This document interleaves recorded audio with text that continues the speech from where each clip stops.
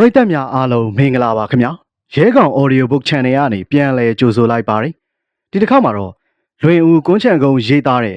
စွန်ပါရဂူမက်ကြီးရဲ့ကြာရှုံးခန်းဆိုတဲ့မုတ်ဆိုးဝိထုအပါအဝင်အခြားသောစာရေးဆရာတို့ရဲ့မုတ်ဆိုးဝိထုဇလံကောင်းတွေကိုဖတ်ပြတင်ဆက်ပေးသွားမှာဖြစ်ပါတယ်ကျွန်တော်နဲ့အတူအဆုံးထိလိုက်ပါခန်းစားနားဆင်ပေးကြပါအောင်ခင်ဗျာလွင်ဦးကွန်းချန်ကုန်းစွန်ပါရဂူမက်ကြီးရဲ့ကြာရှုံးခန်းမြေပြင်ပေါ်မှာမျက်စားတရဝါသမင်တရေဂျေဆက်တို့ရှိလျာသူတို့ကိုလိုက်လံဖမ်းယူစားတော့တဲ့ကြာချင်းသိစားတဲ့အသားစားတာရဲကောင်ကြီးတွေလည်းရှိတယ်။ရေထဲမှာလည်းငားငယ်တွေကိုရှာဖွေဖမ်းယူစားတော့တဲ့ငမန်းငရွေမိချောင်းဆိုတဲ့အသားစားရေသတ္တဝါတွေလည်းရှိတယ်။လေထဲမှာလည်းစာကလေးကြီးကန်းဂျိုးဆရက်ချက်တူ၍စားတဲ့အသီးနှံစားတဲ့ငက်တွေကိုရှာဖွေဖမ်းယူစားတော့တဲ့သိန်းစွန်လင်းယုံစားတဲ့အသားစားငရဲကြီးတွေလည်းရှိတယ်။အဲဒီလိုငငယ်တွေကိုဖမ်းယူစားတော့ရင်ကဗိုလ်ကြချင်းတိုင်းဗိုလ်ကြပြီးမင်းမှုနေတဲ့ငရဲကြီးတွေကိုလက်ရဖမ်းယူရင်းကငွေကြီးနဲ့ရောင်းချကလောက်ကင်စားတော့နေသူမှာငမက်ကြီးလို့ခေါ်တဲ့လူငယ်တူပင်ဖြစ်တယ်။သူ့ထက်ငယ်သူတွေကတော့ကိုမက်လို့ခေါ်ပြီးတော့သူ့ထက်မှာစွန်ထောင်နီးသိန်းထောင်နီးတွေကိုနီးနာခံယူလိုတဲ့တပည့်တွေကတော့ဆရာမက်လို့ခေါ်ကြပါတယ်။ငမက်ကြီးကလဲပိုင်မရှိသူများလဲမှာသင်းရင်ကလောက်ကင်ရတယ်။ဒါပေမဲ့သူ့ရဲ့အဓိကအသက်မွေးဝမ်းကြောင်းလုပ်ငန်းမှာတော့စွန်ထောင်ခြင်းသိန်းထောင်ခြင်းနဲ့လေးယုံထောင်ခြင်းတို့ဖြစ်ပါတယ်။ငမက်ကြီးနေတဲ့ရွာကအေယာဝတီမြစ်ဝကျွန်းပေါ်ဒေသကရုံကနိဆိုတဲ့ရွာကလေးပင်ဖြစ်တယ်။ရွာထဲမှာလူတွေချက်စားဖို့ဝယ်တဲ့အခါတွေမှာဈေးမရပေမဲ့လည်းရန်ကုန်မြို့ပေါ်မှာအလောက်မွေးဖို့ဝယ်သူတွေ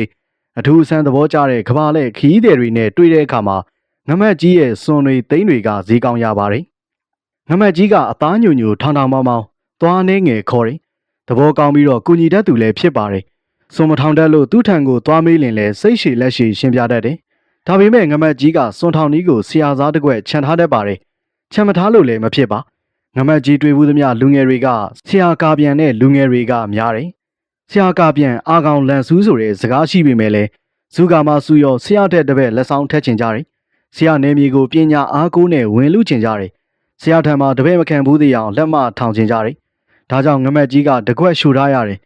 ငမက်ကြီးထံမှာတပည့်ခံတဲ့လူငယ်တွေစွန်တောင်တဲ့အခါမှာမီတော်မီတယ်။လွတ်တဲ့အခါလဲလွတ်ပါတယ်။အဲဒီလူငယ်တွေထောင်တဲ့ညွတ်ကစားမပါတဲ့ဟင်းလိုပဲပေါ့ပြက်ပြက်ဖြစ်နေပါတယ်။ဒါကြောင့်ငမက်ကြီးစွန်ထောင်တဲ့နေရာကိုလာကြည့်ကြတယ်။ငမက်ကြီးကလည်းသဘောကျကြည်ခွင့်ပြုပါတယ်။ဒါပေမဲ့မြေကဲသို့ထောင်သည်ဖြစ်စေငမက်ကြီးထောင်တယ်လို့ထန်ကရိုင်းမကြလာပါ။ဒါကြောင့်လွတ်သွားတတ်တယ်။အဲဒီလိုလွတ်သွားတဲ့စွန်တွေကစွန်လင်စွန်ဘားတွေဖြစ်သွားတတ်ပါတယ်။စွန်ဘားတစ်ကောင်ကညွတ်ကွင်းအတွင်းကိုဆင်းဖို့ဝေးစွာညွတ်ကွင်းအပားသို့ပင်မတီတော့ပါ။ကောင်းကင်မှာဝဲပြီးစွန်အုပ်သာများခြင်းများနေပါမယ်။ညိုကွင်းအတွင်းကိုဆင်းတဲ့စွန်အတော်ရှားပါသွားချေပြီးအဲဒီလိုငမက်ကြီးရဲ့တပည့်တချို့ကစွန်လောကကိုဖျက်ဆီးလျက်ရှိနေတယ်။အဲဒီခါမှာငမက်ကြီးကအဲဒီစွန်ပါစွန်လင်တွေနဲ့ဝေးရာကိုစကြက်ပြောင်း၍ထောင်ရတယ်။ငမက်ကြီးထောင်လည်းမမိတယ်လို့မရှိမိပြန်ကလည်းပြန်လို့ရထုံးစံမရှိပါ။စွန်ရောင်းလို့ရတဲ့ငွေကြီးနဲ့ငမက်ကြီးကအဆင်ပြေပြေစားတောက်နိုင်ပါတယ်။ကျွန်တော်ကအဲဒီမြေဝကျွန်းပေါ်ဒေသဖျားပုံမြို့နယ်ကရုံကတိကြီးရွာကိုအစိုးရတာဝန်နဲ့ပြောင်းရွှေ့ရတဲ့အခါမှာအဆိုပါစွန်ပါရဂူငမက်ကြီးနဲ့တွေးဆုံတီကျွမ်းရင်းနှီးခွင့်ရရှိခဲ့တယ်။ငမက်ကြီးကကျွန်တော်တွေ့ဘူးသမျှငက်တဲ့သမားတွေထဲမှာလွန်စွာသဘောကောင်းသူလည်းဖြစ်ပါတယ်။ကျွန်တော်ကိုစွန်သားဟင်းနဲ့အဲခံကျွေးမွေးတဲ့အပြင်စွန်နဲ့ပတ်သက်တဲ့ဘူးတူတာတွေကိုလည်းရှင်းပြတတ်ပါတယ်။စွန်ကတကိုယ်လုံးတန်မာကြစ်လက်တဲ့ကြွက်သားတွေနဲ့တီးဆောင်ထားလျာလွန်စွာမာကျော်လာတယ်။ဒါပေမဲ့စားလို့ကောင်းပါတယ်။စွန်ထောင်တဲ့နေရာမှာနီးပရိရဲ့ကောင်းဖို့လိုတဲ့ဆရာကြီးကငမက်ကြီးကကျွန်တော်ကိုစွန်ထောင်တဲ့နေရာကိုကိုယ်တိုင်ကိုကြခေါ်သွားပြီးတော့စိတ်ရှည်လက်ရှည်နဲ့ရှင်းပြပါတယ်။စွန်ကတိတ်ရှုပ်တဲ့နေရာလည်းမကြိုက်ဘူးဗျ။တိတ်ရှင်းတဲ့နေရာကြတော့လေဂိုင်းတန်ကိုပုံဖြတ်လို့မရတာကြောင့်မရပြန်ဘူး။ဒီတော့မရှုပ်မရှင်းနေအောင်ရွေးရတယ်။မျက်ပင်ရှည်ကြီးတွေပေါက်တဲ့လေကသေးရိုးတွေဟာကျွန်တော်တို့စွန်သမားတွေအတွက်အကောင်းဆုံးနေရာတွေပေါ့ဆရာကြီးက။ဟုတ်ပါတယ်။ငမက်ကြီးစွန်ထောင်ထားတဲ့နေရာများသည့်ကသင်းရိုးနေရာတွေမှာဖြစ်တယ်။မင်းတို့ဘေးရာသီတွေမှာအထောင်များလဲကွာ။တစ်နေ့လုံးထောင်လို့ရတာလား။တစ်နေ့လုံးတော့ထောင်လို့မရဘူးလေဆရာကြီးက။ကျွန်တော်တို့မြို့ဝကျွန်းပေါ်ပိုင်းကဆရာကြီးသိတဲ့အတိုင်းပဲမိုးများတယ်မလားမိုးရသည်ဆိုရင်တော့ကွင်းပြေးကွင်းရှံမိုးရီရွာချပြီးတော့စပားပင်တွေစိုက်ထားလို့ထောင်လို့မရပြန်ဘူးအဲ့ဒီခါမှကျတော့မိုးကြောက်တဲ့စွန်တွေကလည်းဒီရက်မှာမရှိကြပြန်ဘူးပေါ့ဟီမွင်တာဖက်ကိုသွားရှောင်နေကြတယ်လို့တော့ပြောကြတာပဲအထီးကျတော့ကျွန်တော်လည်းမသိပါဘူးဆရာကြီးဟာငမက်ကြီးကမသိသည်ကိုတော့မသိပါဘူးရိုးသားစွာဝန်ခံတယ်ဒါဖြင့်ဘယ်အချိန်စားထောင်ရတာလဲစပားရိတ်တဲ့အချိန်ကစပြီးတော့ပေါ့ဆရာကြီးဟာအဲ့ဒီအခါမှာစွန်ရဲအစာဖြစ်တဲ့လက်ကျွတ်တွေကလည်းစပားတွေစားပြီးတော့ပွားကျင်တိုင်းပွားညားကျင်တိုင်းများပြီလို့ လေကသင်းတွေလေကွင်းတွေထဲမှာအနှံ့လျှောက်ပြီးတော့သွာလာရှာဖွေစားတောက်နေကြပြီလေစွန်တွေကလည်းဘယ်ဟာရောက်လာလဲမသိပါဘူးဆရာကြီးဟာတဖြည်းဖြည်းများလာတယ်လေချက်တွေကလည်းများစွန်တွေကလည်းများနဲ့စွန်တွေအတွက်ကတော့ပွဲတော်ကြီးပေါ့ဆရာကြီးဟာအဲ့ဒီအချိန်မှာမင်းတို့စားထောင်တာပေါ့ဟုတ်လားစားတော့ထောင်ပြီးဆရာကြီးကဒါပေမဲ့သိမ့်မမိသေးဘူးအစာစစ်တွေကများတော့ကျွန်တော်တို့အစာအတုဘက်ကိုစွန်တွေကတိတ်ပြီးတော့စိတ်ဝင်စားသေးဘူးမင်းတို့ဟာအစာအတုနဲ့ထောင်းတာလားဘလို့အစာမျိုးလဲကွာပလတ်စတစ်ကြွက်ရုပ်လားပလတ်စတစ်ကြွက်ရုပ်တော့မဟုတ်ပါဘူးဗျာကြွက်စစ်ပါပဲဒါပေမဲ့အစာအတုလို့ဆိုရင်လည်းမမားပါဘူးဟာမင်းဟာကဘလို့လဲကွာငါတော်မှနားရှုပ်သွားပြီရှင်းရှင်းလေးပြောစမ်းပါဦးဒီလိုလေးဆရာကြီးရဲ့လက်ကြွက်ဆေးဆိုတာကလေထဲမှာလှုပ်ရှားပြေးလွှားနေတဲ့ကြွက်ရှင်ကိုပြောတာပေါ့သူ့မှာစားစရာတောက်စရာကိုရင်ကအစိပ်ပိုင်းအပြည့်စုံပါတယ်ကျွန်တော်တို့ထောင်တဲ့စွန်စားကြတော့ကြွက်ကောင်အမီးနဲ့အရေကုန်ပဲပါတယ်ကျန်တဲ့ကိုလုံးကတော့ကျွန်တော်တို့ကြော်စားတာပေါ့ဆရာကြီးဟာစွန်ကြွက်တီကောင်ပုံလဲစားထားတဲ့အစာမလို့အစာအတူးလို့ပြောတာအေးကွာရှင်းပါပြီအဲ့ဒီကြွက်ကြတော့ရောဘလို့ရလဲဝယ်ရတာလားငမကြီးကကျွန်တော်စကားကိုသဘောကျစွာရေမောလိုက်တယ်အဲ့ဒီချိန်မှာကျွန်တော်တို့ခေါင်းပေါ်မှာစွန်အုပ်စုကပြန်ဝဲလျက်ရှိပါတယ်မဝယ်ရပါဘူးဆရာကြီးရဲ့ကျွန်တော်ကိုယ်တိုင်ထောင်းတာပေါ့ဒီကြွက်တို့ဖားတို့စွန်တို့ဆိုတဲ့သတ္တဝါတွေကကျွန်တော်တို့တဘာဝလက်ဆောင်ပေးထားတဲ့ပစ္စည်းတွေပေါ့ဘယ်မှာမဆန့်ကုန်ကန်ဖို့လိုမလဲဆရာကြီးကအလကားရတာပေါ့ဗျကျွမ်းကျင်တဲ့ပုံကိုယ်တွေအတွက်ကတော့တဘာဝကစားတောက်ဖွဲရတွေကိုအလကားလက်ဆောင်ငါပါတယ်မကျွမ်းကျင်တဲ့ပုံကိုယ်တွေအတွက်ကအဆအအရာရာရှားပါလားချီတကားမင်းဟာကြွက်ရောထောင်တတ်တာလားထောင်တတ်တာပေါ့ဆရာကြီးကကြွက်တင်မကဘူးလေဖားတို့ကနန်းတို့ငါးတို့ပဇွန်တို့မွေတို့ပါအကုန်ထောင်တတ်တယ်ထောင်တဲ့ကိရိယာဖြစ်တဲ့ကတုံးတို့ပြုံးတို့ရက်တဲ့တို့ရင်းတို့ပိုင်တို့ငပုံးတို့အားလုံးလည်းရက်တတ်တယ်ငမက်ကြီးကကျွန်တော်ထင်ထားတာတဲ့ပူတော်နေတယ်မွေးပါတကောင်လောက်အလားမွေးကျင်တယ်ကွာထောင်ပေးနိုင်မလားကျွန်တော်ကငမက်ကြီးရဲ့ပညာကိုအကဲဆန်းပြီးမေးလိုက်ပါတယ်မွေးပါတွေကဟိုးဘက်ချောင်းရိုးဘေးမှာရှိတယ်ဆရာကြီးကမွေးပါကိုကျတော့9000နဲ့ကတုံးနဲ့ထောင်ရတယ်ပစုံငပိကိုမီးဖုတ်ပြီးတော့အထဲကိုထည့်ရတယ်ပစုံငပိနဲ့ရတာနဲ့မွေးပါကတုံးထဲကိုဝင်စားပြီးတော့ရှာခင်ကပြန်ပိတ်နေတော့ထွက်လို့မရတော့ဘူးပေါ့အဲ့ဒီအခါဖမ်းယူုံပဲကျွန်တော်ထောင်ပေးပါမယ်ဆရာကြီးရဲ့အဲ့ဒီအတွက်ကျွန်တော်တောင်းထားလိုက်စမ်းပါနမက်ကြီးကသူ့ပညာကိုယုံပြီးရဲရဲဝံ့ဝံ့ဂတိပေးပါတယ်ဒီကောင်ကလူနဲ့ရင်လွယ်တယ်ရင်သွားရင်လည်းလွတ်ထားလို့ရတယ်ဒါပေမဲ့လို့အိမ်မှာမွေးထားတဲ့ကြက်ပဲရတော့ကုန်ပြီသားမက်မွေးလာရင်လည်းဘယ်မွေးမှချမ်းသာမပေးဘူးအကုန်ရှင်းပြစ်တာပဲနမက်ကြီးကစွန်သားမကမွေးပါနဲ့ပတ်သက်ပြီးတော့လည်းအကုန်ကျွမ်းကျင်နှံ့ဆက်သူဖြစ်ပါတယ်ကဲဆက်ပြောပါအောင်ကွာမင်းစွန်ထောင်တဲ့အကြောင်းဘာတွေလိုအပ်လဲဘာပစ္စည်းတွေနဲ့ထောင်ရတာလဲစွန်ထောင်တဲ့ပစ္စည်းကတော့တိတ်မများပါဘူးဆရာကြီးရဲ့မြေကြီးထဲကိုစိုက်ရတဲ့ကိုင်းတန်တန်တစ်ချောင်းရယ်လေးပေလောက်ရှိတဲ့နိုင်လွန်ချီတစ်ချောင်းရယ်ခလုတ်ပြုတ်တဲ့ရှာခင်တစ်ချောင်းရယ်အစာရယ်ဒါပဲလို့လားကိုင်းတန်ကိုကွေးပြီးတော့ကိုင်းတန်ထိပ်ပြားမှာခြိထားတဲ့နိုင်လွန်ချီကိုကြိုးကွင်းပုံလှုပ်ပြီးတော့ကိုင်းတန်ရှိမှချထားရတယ်ကိုင်းတန်ပြုတ်ထွက်မသွားအောင်ကိုင်းတန်ခြေရင်းမှာအထစ်ကလေးလှုပ်ပြီးတော့ခလုတ်တန်လေးတစ်ခုလှုပ်ရတယ်အဲဒီခလုတ်ကလေးကိုကြိုးကွင်းအလဲမှာထားတဲ့ရှာခင်အတန်နဲ့ဆက်ထားရတယ်ကြွက်သေးကောင်ကိုတော့ရှာခင်ဘေးမှာအသာမေးချထားရတယ်စွန်ကကြွက်သေးကိုဝင်တုပ်တဲ့အခါမှာရှာခင်ကိုဖိမိလို့ခလုတ်ပြုတ်ပြီးတော့တုတ်ကိုင်းရဆွဲတုပ်လိုက်တယ်အဲဒီခါမှာအစာကိုကုတ်ချီနေတဲ့ခြေထောက်ကိုကြိုးကွင်းရမိတော့တာပဲငမက်ရမင်းပြောသလိုဆိုရင်အလွယ်လေးပါလားကွာအမြင်ကတော့အလွယ်လေးပေါ့ဆရာကြီးရဲ့ဒါပေမဲ့ကျွန်တော်တို့ပညာဆိုင်းတီးတာနဲ့တူတယ်ဗျငမက်ကြီးကဥပမာဥပမေရနဲ့စကားပြောကောင်းသူဖြစ်ပါတယ်ပြောစမ်းပါအောင်ကွာဘလို့ကြောင့်ဆိုင်းတီးတာနဲ့တူရတာလဲဆိုင်းသမားဆိုင်းတီးနေတာကိုဘေးရကြည့်ရင်လွယ်တယ်လို့ထင်ရတယ်ဒါပေမဲ့ကိုတကယ်ဝင်တီးကြည့်လိုက်ထွက်ချင်တဲ့အတန်တွေထွက်လာပြီးတော့ဘလို့မှစီဝါကိုက်မှာမဟုတ်ဘူးဟုတ်တယ်မလားဒီလိုပဲလေကျွန်တော်တို့စွန်ထောင်းတဲ့ပညာအမြင်လွယ်ပြီးတော့အလောက်ခက်တယ်ဆရာကြီးကဘယ်နေရာတွေမှာခက်မယ်တင်လဲအရေးကြီးတဲ့နေရာတွေပေါ့ကွာပြောပါအောင်ကျွန်တော်ကလူရင်းရအောင်စကားလမ်းကြောင်းပေးလိုက်ပါတယ်အရေးကြီးတာတော့ဗျာကိုင်းတန်ကိုပုံဖြတ်တာပဲဆရာကြီးကကိုင်းတန်ကိုပုံဖြတ်တဲ့နေရာမှာမြက်ပင်ရှည်ဖြစ်တဲ့မြက်သုံးမြောင်တို့ဝက်လာတို့မြက်တန်ချောင်းတို့ဒေါင်းစပါးတို့ကလတ်တို့အဲ့ဒါတွေနဲ့ပုံဖြတ်ရတယ်တုတ်ကိုင်းမှာခြီထားတဲ့ကျိုးဝင်းရှောကိုလည်းအဲ့ဒီအတိုင်းပဲပုံဖြတ်ထားရတယ်ပို့ပြီးတော့တဘာဝကြအောင်ကျိုးနဲ့ရှာခင်ကိုရွှွန့်တွေတုတ်ထားရတယ်ကြွက်သေးကိုတော့မမြင်မြင်အောင်ထားရတယ်ပုံဖြတ်တာတဘာဝကြရင်တော့မိတာသိမ့်မကြပါဘူးဆရာကြီးကငမက်ကြီးကထောင်ထားတဲ့တုတ်ကွင်းတစ်ခုစီကိုကျွန်တော်ကိုခေါ်သွားပြီးတော့လက်တွေရှင်းပြပါတယ်ငမက်ကြီးထောင်ထားတဲ့ညွတ်ကညွတ်မှန်းမသိအောင်ပြီးရီတေတတ်ပါတယ်သူကညွတ်ဟုပြော၍သာညွတ်မှန်းသိရပါတယ်ကြွက်သေးကိုတော့အဝေးမှပင်တီးတီးတတ်တာမြင်နိုင်ပါတယ်ကြွက်သေးရဲ့အရေးခုံကိုပြောင်းပြန်လန်းထားတယ်ကြွက်သေးကောင်မှဒဏ်ရာအနာတရားနဲ့တည်နေတဲ့ပုံလည်းဖြစ်ပါတယ်ကျွန်တော်တို့စောင့်ကြည့်နေစဲမှာပဲခက်လန်းလန်းမှတုတ်ကိုင်းတကိုင်းကဖြောင်းငနေခလုတ်ပြုတ်တန်တဲ့အတူ ရှီကနေနေအောင်တုတ်ကိုင်းဆွဲလိုက်တန်ကိုကြားလိုက်ရတယ်ကျွန်တော်တို့လမ်းကြီးတဲ့အခါမှာလေထဲမှာတွဲလောင်ကြီးမိနေတဲ့စွန်တကောင်ကိုမြင်လိုက်ရပါတယ်ကျွန်တော်တို့ကလည်းအဲ့ဒီစွန်မိတဲ့နေရာကိုရောက်သွားကြရမှာငမက်ကြီးကမိနေတဲ့စွန်ကိုဝင်မဖြုတ်သေးပဲကိုင်းနံကိုမြေကြီးမှအရင်ဆွဲနှုတ်လိုက်တယ်ကိုင်းနံကျော်သွားတဲ့အခါမှာမြေပြင်ပေါ်ကိုရောက်သွားတဲ့စွန်ကိုလက်ထဲမှာပါဒုတ်တန်နဲ့ဖိလိုက်ပါတယ်ဒီအသားစားငှက်တွေကအတော်အန္တရာယ်ပေးတာသူတို့ကိုကိုင်းတဲ့နေရာမှာအတော်သတိထားရတယ်ဗျငမက်ကြီးကလူကိုဒုက္ခပေးနိုင်တဲ့ခြေထောက်နှစ်ချောင်းကိုအရင်ဖမ်းပါတယ်နှုတ်သီးရှိတဲ့ခေါင်းပိုင်းကိုလည်းထိန်းထားလိုက်ပြီးတော့ခြေထောက်ကကျိုးကိုဖြုတ်လိုက်တယ်ပြီးမှအသင်းပါလာတဲ့ငှက်လောင်အိမ်ထဲကိုထည့်လိုက်တယ်ငမက်ကြီးလှုပ်သမျှကိုင်းသမျှကပြီးရီတေသက်ပြီးတော့အန်ဒီရဲလဲခင်းပါတယ်ဤဒီကကျွန်တော်တွေးမြင်ခဲ့ရတဲ့ငမက်ကြီးရဲ့ငှက်ထောင်ပုံထောင်နီးတွေထဲမှာအစိပ်ပိုင်းတစ်ခုသာဖြစ်ပါတယ်စွန်အဖာဝင်သိန်းငှက်လင်းယုံဇီးကွယ်ဒီဒုတ်စတဲ့အသားစားငှက်တွေကလွန်စွာမျက်စိလင်းကြပါတယ်နိုင်ပေါင်းများစွာလေထဲမှာဝဲနေနိုင်ဖို့တောင်ပန်အားကတန်ပါကြပါတယ်ခြေထောက်ကလည်းအရာဝတ္ထုတစ်ခုကိုကုံမိပြီးဆိုပါကရုတ်တရက်ဆွဲခွာမရအောင်တန်ပါလာတယ်ခြေသေးရှိကြီးတွေကချွန်ထက်နေပြီးတော့သူ့ဖမ်းလိုတဲ့သားကောင်ရဲ့ကိုယ်ထဲကိုနှက်ဆိုင်စွာစူးဝင်သွားပါတယ်တရဝါတကောင်ကိုတိုက်ခိုက်တော့မယ်ဆိုပါကအဲ့ဒီခြေသေးရှိကြီးတွေပါဝင်တဲ့ခြေထောက်နှစ်ဖက်ကအရင်ရောက်ရှိလာကတိုက်ခိုက်တတ်ပါတယ်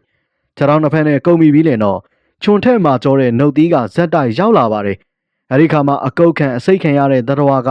အသက်ထွက်ယုံသာရှိပါတော့တယ်ကောင်းကင်အမြင့်ကြီးမှာပြန်တန်းနေပေမဲ့လည်းစွန်ရဲ့မျက်စိကမြေပြင်ပေါ်မှာပြေးလွှားစော့ကစားနေတဲ့နန်ကောင်ကအစမြင်နိုင်စမ်းရှိပါတယ်။ကျွဲလိုကြီးမားတဲ့အကောင်ကိုတော့စိုးပွဲရမရှိတော့တားကောင်ကိုမြင်တာနဲ့အတောင်ကိုရုပ်ကာကောင်းကင်မှတရှိန်တို့ထိုးစင်းလာတတ်တယ်။စွန်တကောင်သိန်းတကောင်ရဲ့ကောင်းကင်မှထိုးစင်းလာတဲ့အရှိန်မြန်နှုန်းကမိုင်နေရာခန့်ရှိတယ်။ထိုးစင်းလာတဲ့စွန်ကမြေပြင်နားကိုရောက်တဲ့အခါမှာအမြီးနဲ့အတောင်ပံကိုကော့လိုက်ခြင်းနဲ့အလိုအလျောက်မိုးပေါ်ကိုပြန်ထောင်တက်သွားပါတယ်။သူတို့ရည်ရွယ်ထားတဲ့တားကောင်သည်လည်းစွန်ရဲ့ခြေသေးနှစ်ဖက်ကြားမှာပါသွားတယ်။ဒီမြမြန်ဆန်တဲ့အရှိန်နှုန်းနဲ့တုတ်ချီတဲ့အန်ဒီရဲကိုမြည်သည့်တားကောင်များလွတ်အောင်မရှောင်နိုင်ပါ။ဒါပြင်ဤမြမြန်ဆန်တဲ့အရှိန်နဲ့အောက်ကိုစိုက်ဆင်းလာရမှအရှိန်မီကောင်းကင်ကိုပြန်ထောင်တက်သွားအောင်စွမ်းဆောင်နိုင်တဲ့စွန်ရဲ့ကျွမ်းကျင်မှုကလည်းအမခန်းပင်ဖြစ်တယ်။စွန်ဒီသာအဲ့ဒီလိုကျွမ်းကျင်စွာကောင်းကင်ကိုပြန်မတက်နိုင်တော့သူချင်းလာတဲ့အရှိန်နဲ့မြေကြီးနဲ့စောင်းမိကသေဝဲဝင်ရပါလိမ့်မယ်။တခါကကျွန်တော်စာတင်အားခိုက်ကျောင်းသတင်းပေါင်းမှာကောင်းကင်ကိုကြည့်နေမိစဉ်မှာ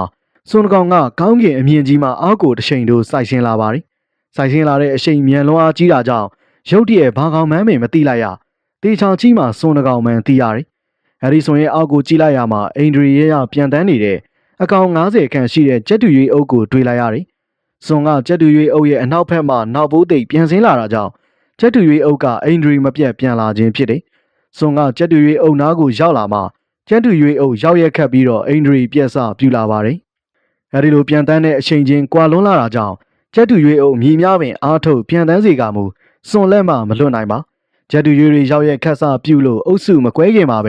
စွန်ကကြက်တူရွေးအုပ်ရဲ့အလယ်မှဖောက်ကအောက်ကိုစိုက်ဆင်းသွားတယ်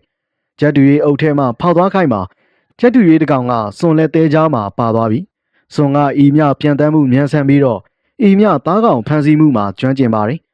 ်တခါကလည်းတော်လန်ခီးမှာခီးသွားရင်ကသိန်းငန်းနဲ့မွေတို့ရဲ့တိုက်ပွဲကိုကြုံခဲ့ရဖူးပါတယ်ဗုဒ္ဓဝင်ထဲမှာပါဝင်တဲ့ဂလုံနဲ့နဂါးတို့တွေ့ရမှာနဂါးကဂလုံရဲ့အစာအဖြစ်အဖမ်းခံရမြဲဖြစ်တယ်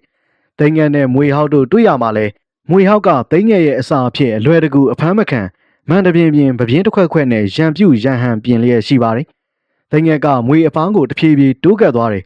မွေကသူ့နဲ့အလန်းမီယာကိုရောက်တဲ့အခါမှာရုတ်တရက်စီးပေါက်လိုက်တယ်သိန်းငယ်ကလည်းမွေရဲ့ဥကောင်းပေးမှဖြတ်ပြီးတော့အတောင်ပံနဲ့ရိုက်လိုက်ပါတယ်သိန်းငယ်ရိုက်ချက်မှန်တာကြောင့်မွေရဲ့အစိတ်ရည်အပြည့်ရှိတဲ့အဆွဲနှချောင်းကသိန်းငယ်ကိုရင်းကိုဖောက်ထွင်းခင်မရပဲလှည့်ထွက်သွားပါတယ်သိန်းငယ်ကတဆင်တက်ကမွေရဲ့ဥကောင်းကိုနှုတ်သီးနဲ့လမ်းပေါက်လိုက်ပါတယ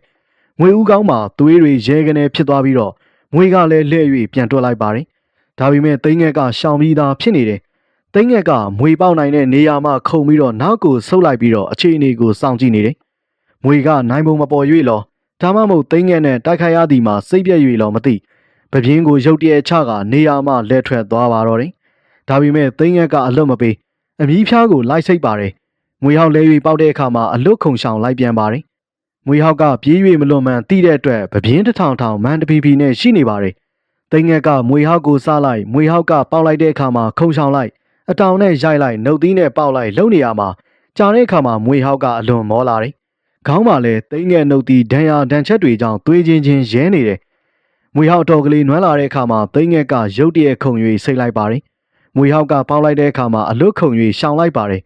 မွေဟောက်ကသိငက်ကိုသာမကိုက်မိပဲမြေကြီးကိုသာခဲမိပါတယ်သိငက်ကမွေဟောက်ရဲ့ပပြင်းအောင်ဇက်ပိုးနေရာကိုတန်မာတဲ့ခြေထောက်နှစ်ချောင်းနဲ့အမိအယကုတ်လိုက်ပါတယ်နှုတ်သီးကလည်းမွေဟောက်ဦးကောင်းကိုပိုင်ပိုင်နိုင်နိုင်ပေါက်ချလိုက်ပါတယ်မွေဟောက်ရဲ့ကိုယ်လုံးကအပေါ်ကိုတွန့်လိတ်တက်လာကသိငက်တစ်ကိုယ်လုံးကိုရစ်ပတ်ဖြင်းညင်လိုက်တယ်ဒါပေမဲ့သိငက်ကအမိအယကုတ်ထားတဲ့ခြေထောက်ကိုဖြည့်မပေးပဲနှုတ်သီးနဲ့သာမွေဦးကောင်းကိုဆက်ကာပေါက်ပါတယ်ဦးကောင်းကသွေးတွေသာမကပဲအုံနောက်တွေပင်ထွက်လာပါတယ်သိငက်ကမွေဦးကောင်းမှအုံနောက်တွေကိုအားရပါရဖောက်စားပါတယ်မွေဟောက်ရဲ့အရစ်တွေကတရစ်ပြီးတရစ်ပြေရော့လာပြီးတော့နောက်ဆုံးစန့်စန့်ကြီးဖြစ်သွားတော့တယ်အဲဒီခါမှသိငက်ကအဲ့ဒီမွေသေးကောင်ကြီးကိုချိကအဝေးတနေရာကိုပြန်သွားတယ်စွန်တို့သည်လည်းထိုနီးတူပင်မွေကိုဖမ်းစားလေးရှိပါတယ်မွေကိုဖမ်းယူခြင်းကကြွက်ကလေးတွေကြွက်တွေရုံတွေပူးတွေကိုဖမ်းယူထိုးထုတ်သည့်ထက်အန်ဒီရဲ့ပိုများပါတယ်ဒါပေမဲ့စွန်တွေသိန်းတွေဖမ်းမပင်အနိုင်ရရှိမြဲဖြစ်တယ်စွန်တွေသိန်းတွေကအဲ့ဒီလိုဗလာအလွတ်မှာမွေကိုနိုင်အောင်တိုက်ခိုက်နိုင်ခြင်းကချီးမွမ်းစရာမကောင်းသေးအချင်းအကျက်အခက်အခဲကြားမှာပင်မွေကိုနိုင်အောင်တိုက်ခိုက်နိုင်ခြင်းကအမခမ်းပင်ဖြစ်ပါတယ်ဤကကျွန်တော်ကိုတွေးပင်ဖြစ်ပါတော့တယ်တနေ့မှာကျွန်တော်ကစာတင်ရဲ့အားလက်တီဖြစ်တာကြောင့်ရွာပြင်ကိုလမ်းလျှောက်ထွက်ရမှာတကြံပြီးစားဖြစ်၍တကြံမိုးရွာထားတာကြောင့်လေကွင်းထဲမှာမြက်ပင်တွေစိမ့်စိမ့်ဆူဆူပါရောက်နေတယ်ရွာတွင်းမှာနွားတအုပ်ကလေကွင်းထဲမှာမြက်စိမ့်စိမ့်ဆူဆူကလေးတွေကိုစားလျက်ရှိပါတယ်နွားအုပ်ရဲ့ထိတ်မှာတော့ရွာထဲမှာနွားကြောင်သားငယ်ကလောင်လေးကွားကိုခါမှချိန်ရင်းကနွားကြောင်တုပ်ကိုကိုင်က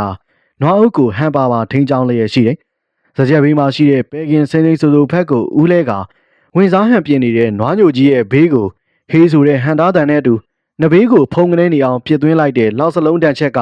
ကတပြိုင်နက်ထွက်ပေါ်လာတယ်။အဲဒီခါမှာနွားညိုကြီးကမူလစကြက်ဖက်ကိုပြန်၍ခြေဦးလဲလိုက်ရတယ်။နွားဥကစားရင်းနဲ့အရှိဘက်ကိုတဖြည်းဖြည်းရွေ့လာတယ်။နွားနီမတကောင်ကအရှိဘက်ကိုမသွားပဲမြောက်ဘက်ကိုတကောင်နဲ့ခွဲပြီးတော့စကြက်ပြောင်းမှုခြေလန်းပြင်လိုက်ပါတယ်။ဟိုနွားမဖယ်သွားပါလေ။နွားချောင်းသားညိုအေးရဲ့အော်တန်နဲ့အတူနွားမကတုတ်ခနဲ့နှုတ်ထဲကိုဝင်ပေါင်းလိုက်ရပြန်ပါတယ်။ပြန်မပေါင်းလို့လည်းမဖြစ်။အဲဒီလိုမဟုတ်ပါကနဘေးကိုညိုအေးလောက်စလုံးကဖုံကနေမြည်အောင်လာမှန်လိုက်မယ်။အဲဒီလိုမှန်၍မှအလေးမမှုသေးလင်ညိုအေးရဲ့ဒုစက်ချာက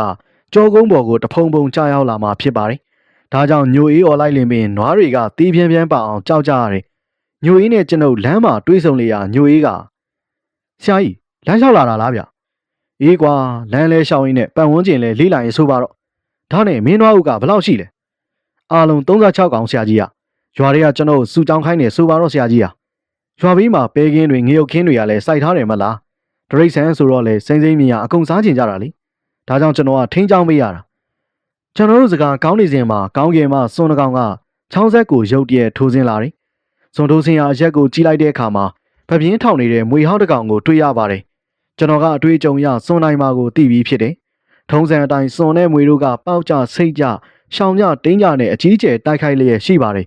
နောက်ဆုံးမှာတော့စွန်ကနိုင်ပြီးအထင်နဲ့မွေရဲ့လေဘင်းကိုတအားကုတ်လိုက်တယ်။မွေကလည်းသူ့ခွေတွေနဲ့စွန်ကိုတအားရစ်ပတ်လိုက်ရာမြေကြီးပေါ်ကိုစွန်ကလဲကျသွားတယ်။အဲဒီအချိန်မှာနွားချောင်းသားကမွေရောစွန်ကိုပါလိုချင်သည်ထင်ပါတယ်။ပါဇက်မှာအော်ဟစ်ကမွေနဲ့စွန်လုံးထွေးရနေရာစီကိုပြေးသွားပါတယ်။ပြေးရင်လည်းလက်ထဲမှာနွားချောင်းတုပ်နဲ့လမ်းပစ်လိုက်တယ်။နွားချောင်းတုပ်ကစွန်ရဲ့ဦးခေါင်းအနီးမှာကက်က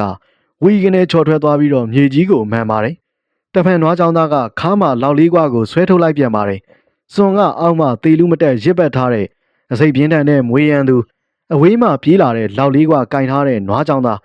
းအရိယန်သူနှုတ်ရဲ့အလဲမှာကြာရောက်နေတယ်။စွန်ကသေပေပြီလို့ကျွန်တော်ယူဆလိုက်ပါတယ်။အဲဒီအချိန်မှာစွန်ကကျွန်တော်မမျှော်လင့်တဲ့သူ့ရဲ့အစွမ်းအစကိုပြပါတော့တယ်။ခြေထောက်အောက်မှမွေကိုနှုတ်သီးနဲ့တစ်ချက်နှစ်ချက်ပေါက်ပြီးတဲ့နောက်ရှိသမျှအင်အားကိုအသုံးချကကောင်းကင်ကိုရုတ်တရက်ပြန်တွက်သွားပါတော့တယ်။နွားချောင်းသားကစွန်နဲ့မွေကိုအပိုင်ရပြီလို့တွက်ပြီးတော့လိုက်စင်မှာစွန်ကရုတ်တရက်ထားပြန်သွားတာကြောင့်အံ့အားသင့်ကကြောင်၍ကြည်နေပါတယ်။တရိယာကမှလောက်လေးကွာနဲ့လမ်းပစ်ပေမဲ့လည်းစွန်ကအလန်းဝေးရာကိုရောက်ရှိသွားလိမ့်ပြီ။စွန်ကမြည်များပင်အားထုတ်ပြန်တမ်းပေမဲ့လည်းအောင်မလိန်ညစ်ထားတဲ့မွေရဲ့ရစ်ပတ်မှုအားကိုမခံနိုင်တော့ပဲ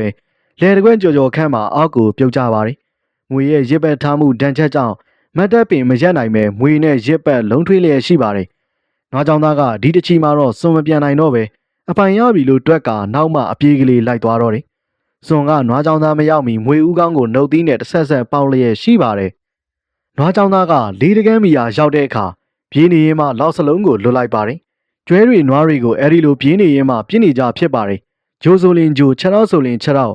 အလွန်လက်တဲတဲ့နွားချောင်းသားဖြစ်တယ်။ အခုလဲနွားချောင်းသားထံမှလောက်စလုံးကစွန်ရဲ့ဦးကောင်းစီကိုလေကိုခွဲလျက်ပြေးလွှားနေလေပြီဒါပေမဲ့ငှက်အပေါင်းတို့ရဲ့ဘရင်စွန်မင်းကနွားချောင်းသားပြူသမျှကိုကျွဲတွေနွားတွေလိုငုံခံမဲ့သူမဟုတ်ပါလောက်စလုံးသူ့ထံကိုမရောက်မီမှာရှိသမျှခွန်အားကိုအသုံးပြုကထားပြန်ပါတော့တယ်သူရဲ့ခေါင်းစီကိုဦးတီလာတဲ့လောက်စလုံးကစွန်ကြီးရခင်ရှိခဲ့တဲ့ကမူကိုသာမှန်ပါတယ်မွေဟောက်ရစ်ပတ်ထားတဲ့စွန်က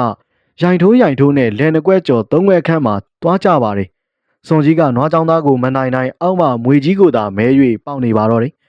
နွားချောင်းသားလည်းရလိုရညာနောက်မှဆက်၍လိုက်နေပါသေးတယ်ဒါပေမဲ့နွားချောင်းသားလိုက်လို့လဲတကွက်ကျော်ကိုရှောက်တဲ့အခါမှာစွန်ကြီးကထား၍ပြန်တန်းသွားပါတော့တယ်ဒီတစ်ခါမှာတော့ပြန်တန်းရမှာမွေဟောက်ကစွန်ကိုပေါ်မှာရစ်ပတ်လျက်မဟုတ်ပဲအောက်မှတန်လန်နဲ့ပါသွားကတိုက်ပွဲရဲ့အနိုင်အရှုံးကိုဖော်ပြလျက်ရှိနေပါတယ်ကျွန်တော်ကအခက်အခဲအကျက်တဲကြားမှရုန်းကန်ရင်းဆိုင်ကအောင်မြင်အောင်စွမ်းဆောင်နိုင်တဲ့စွန်ရဲ့စွမ်းရည်ကိုချီးကျူးရင်းကလွန်မြောက်သွားတဲ့စွန်အတွက်ဝမ်းသာလျက်ရှိတယ်အဲဒီလိုစွမ်းရည်တက်တည်ရှိတဲ့စွန်တွေသိန်းတွေလေးယုံတွေပေါ်မှာဗိုလ်ကျဆိုးမှုအနိုင်ယူနေသူကငမတ်ကြီးပင်ဖြစ်ပါတယ်စွန်တွေသိန်းတွေကသဘာဝကပေးရထားတဲ့လက်နက်တွေရှိပေမဲ့လည်းညံရီအရာမှာတော့ငမတ်ကြီးကတာတယ်စွန်နောက်မှអော်ပြီးတော့ပြေးလိုက်တဲ့နွားချောင်းသားထက်လည်းတာပါတယ်နွားချောင်းသားကစွန်နောက်မှပြေးလိုက်ကစွန်ကိုဖမ်းဖို့ကြံရွယ်ပါတယ်ငမတ်ကြီးကတော့စွန်ကိုသူ့လိုချင်တဲ့နေရာကိုရောက်အောင်နိုးစော်တိုက်တွန်းခေါ်ယူပြီးတော့ပိုင်လောက်မှအမိဖမ်းခြင်းဖြစ်တယ်အဲဒီလိုငမတ်ကြီးကစွန်တွေသိန်းတွေကိုရောင်းလိုတဲ့အခါမှာရောင်းပါတယ်ပေးလိုတဲ့အခါပေးတယ်သူ့သဘောအတိုင်းထင်းသလိုချဲလဲအသုံးချလျက်ရှိပါတယ်လောကမှာမြည်သည့်ရန်သူကိုအများအထင်မသေးအပ်ကိုအနိုင်ရနေပြီမဲ့လည်းအနိုင်ရတဲ့ရန်သူလို့မခန့်လေးစားမပြုသင့်ဒေးငယ်လာတဲ့ပြည့်စိတ်ကလေးကိုပင်ဖြစ်ပေမဲ့လည်းတေကာနီးချိန်ထိရန်သူကိုခံကိုက်တက်တာကြောင့်စွမ်းအားတက်တီနဲ့ပြေးစုံတဲ့စွန်သိန်းတို့ကိုစိုးဝဲရမရှိတော့ပါ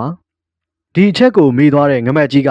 န်ဒီရဲ့ဖြစ်စရာအကြောင်းတစ်ခုကြုံလာပါသေးတယ်။နှွေနှောင်းရသည်တနေ့မှဖြစ်ပါတယ်။ငမတ်ကြီးကခါတိုင်းလိုပဲညွန့်မှမိနေတဲ့စွန်တကောင်ကိုဖြုတ်လိုက်တယ်။အဲဒီနေ့ကခါတိုင်းနေနဲ့မတူစွန်တွေပူဝဲနေတယ်။အစာရည်စာရှားပါတာကြောင့်စွန်တအုပ်ကငမတ်ကြီးတို့တဲတိုက်ရှိရာဘက်ကိုရွှေ့ပြောင်းလာဟန်တူပါတယ်။ငမတ်ကြီးသာလိမ္မာပန်းနပ်ပါကအဲဒီစွန်အုပ်ကိုဖမ်းယူရရှိနိုင်မယ်။အကြီးကြီးဒီမှာမိထားတဲ့စွန်ကိုအပေါ်မှစွန်တွေမမြင်စေရေးဖြစ်တယ်။ငမတ်ကြီးကအရေးတကြီးထွက်လာပြီးတော့စွန်ထဲရမဲ့လောင်အိမ်ပါမလာခဲ့စွန်အုပ်ကလည်းငမတ်ကြီးစွန်တောင်ရာဘက်ကိုတဖြည်းဖြည်းဝဲလာခဲ့တယ်။စွန်တွေကအလွန်မျက်စိလင်တဲ့ငှက်တွေဖြစ်တာကြောင့်ငမတ်ကြီးလက်ထဲမှာမိထားတဲ့စွန်ကိုမြင်သွားနိုင်ပါတယ်။အဲဒီလိုမြင်သွားပါကအန်ဒီယေကိုတီးပြီးတော့ဒီကြော်ကွင်းကိုဆင်းတော့မှာမဟုတ်ပါ။ဒါကြောင့်ငမတ်ကြီးကကြုံရမရဖြစ်ကမိထားတဲ့စွန်ကိုကြပြကြရပစိုးအောက်ကိုထဲ့ကဖွက်ထားလိုက်တယ်။ငမတ်ကြီးကအပေါ်ရန်ကိုသာမြင်ပြီးတော့အောက်ရန်ကိုတော့မမြင်ငမတ်ကြီးဖွက်ထားတဲ့စွန်ကငှက်တကာတို့ရဲ့အသက်ကိုအစိုးရတဲ့ငရဲကြီးဖြစ်လျာမနိုင်နိုင်ရာကိုဖမ်းပြီးတော့ကုတ်ပါတော့တယ်။ဘန်းနုဟေးဘန်းနုလှုပ်ပါအောင်ကငါ့ကိုကဲပါအောင်ငမတ်ကြီးကကုတ်ထားတဲ့စွန်ကိုတယောက်တည်းဖြုတ်လို့မရနာလဲနာလာတာကြောင့်သူ့မိမရှိရတဲကိုអော်ပြီးပြေးပါတယ်ငမတ်ကြီးမိမပန်းနုကငမတ်ကြီးနောက်မှမွေတွေလိုက်လာသလားဒါမှမဟုတ်မွေတွေကိုက်လိုက်သလားစသည်ဖြင့်တဲမှာစိုးရိမ်တကြီးမျောလျက်ရှိပါတယ်ငမတ်ကြီးကပစိုးအောက်တနေရာကိုလက်နိုင်ရင်းကကုန်းကွာနဲ့ပြေးလာပါတယ်မျက်နာကလည်းအလွန်နာကျင်ဟန်နဲ့ရှုံမဲ့နေပါတယ်တော့ဟာလေတော့အလန့်တကြားနောက်ကမွေများလိုက်လာသလားလို့ဘလို့ဖြစ်လာတာတော့ငမက်ကြီးကပန်းနုစကားကိုမဖြေနိုင်ဒဲချင်ရင်မှာတုံးလုံးလဲကမျက်ဖြူလန်ပြီးတခွီတက်နေတော့တယ်ပန်းနုကငမက်ကြီးလက်နိုင်ထားရလုံကြီးအောက်ကိုလမ်းကြည့်လိုက်တဲ့အခါမှာတော့ငမက်ကြီးရဲ့မတော်ရာကိုအားရပါရကုတ်ထားတဲ့လောလက်မိထားတဲ့စွန်ကြီးကိုတွေ့ရတယ်ဒါကြောင့်စွန်ရဲ့ခြေသေးတွေမှလွတ်မြောက်အောင်အမြန်ဆုံးဖယ်ရှားရပါတယ်ငမက်ကြီးလွတ်မြောက်ရေးအတွက်အားသွန်ဖယ်ရှားနေရတာကြောင့်မိထားတဲ့စွန်ကြီးလည်းလွတ်ထွက်သွားကကောင်းကင်ကိုတစ်ချိန်တို့ပြန်တက်သွားပါတော့တယ်။နောက်ခါမှာငမက်ကြီးကကျွဲကောင်100နဲ့ခေါ်ယူကျွင်းဝေးပေမဲ့လည်းလာစားတော့မည်မဟုတ်ပါ။ငမက်ကြီးကိုဆေးရုံတန်းတင်ကကာလအတော်ကြာပြုစုကူတာခဲ့ရတယ်။ငမက်ကြီးတန်ရာကဆေးရုံမှာဆရာမလေးတွေဆေးတဲ့ရန်ပင်အတော်ခက်ခဲတဲ့ဒဏ်ရာဖြစ်ပါတယ်။ဆေးရုံမှာဆင်းလာတဲ့အခါမှာငမက်ကြီးကစွန်ထောင်တဲ့လုပ်ငန်းကိုလှည့်ပင်မကြည့်တော့ပဲကနန်းထောင်ခြင်းကြွက်ထောင်ခြင်းစားတဲ့လုပ်ငန်းတွေကိုသာလုပ်ကင်ပါတော့တယ်။စွန်လမွေးလိုသူတွေတိန်လမွေးလိုသူတွေကပတ်စံပုံပေး၍ထောင်ခိုင်းပေမဲ့လည်းငမက်ကြီးမှာတော့ခေါင်းကိုသာအတွင်ခါရန်လျက်ရှိပါတော့တယ်။ကျွန်တော်တို့ကျောင်းဆရာတစုသည်စကားဆက်မိတိုင်းစွန်ပါရဂူငမက်ကြီးကိုနောက်ဆုံးစွန်တကောင်ပညာပေးနှိမ့်ဆက်သွားသည့်အကြောင်းပြောကဥတက်မတက်တဟာရေမောမိကြပါတော့သည်။မြေဝကျွန်းပေါ်တနေရာမှစွန်ပါရဂူငမက်ကြီးကိုဤဝတ္ထုတို့ဖြင့်ရေးသားကုန်ပြုလိုက်ပါသည်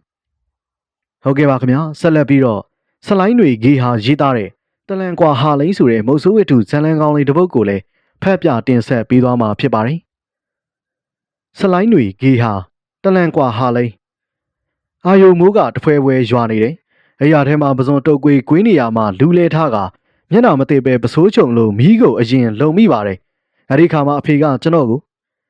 အေးယောက်ျားလေးဆိုတော့မီးရဲ့ချမ်းနေပါပဲမီးလုံတော့အားမနာနဲ့ယောက်ျားတွေတော့လင်းချက်တွန်ကလေးကတော်တဲ့ကိုရောက်နေကြပြီအရွယ်လို့ခနဲ့စကားပြောလာပါတယ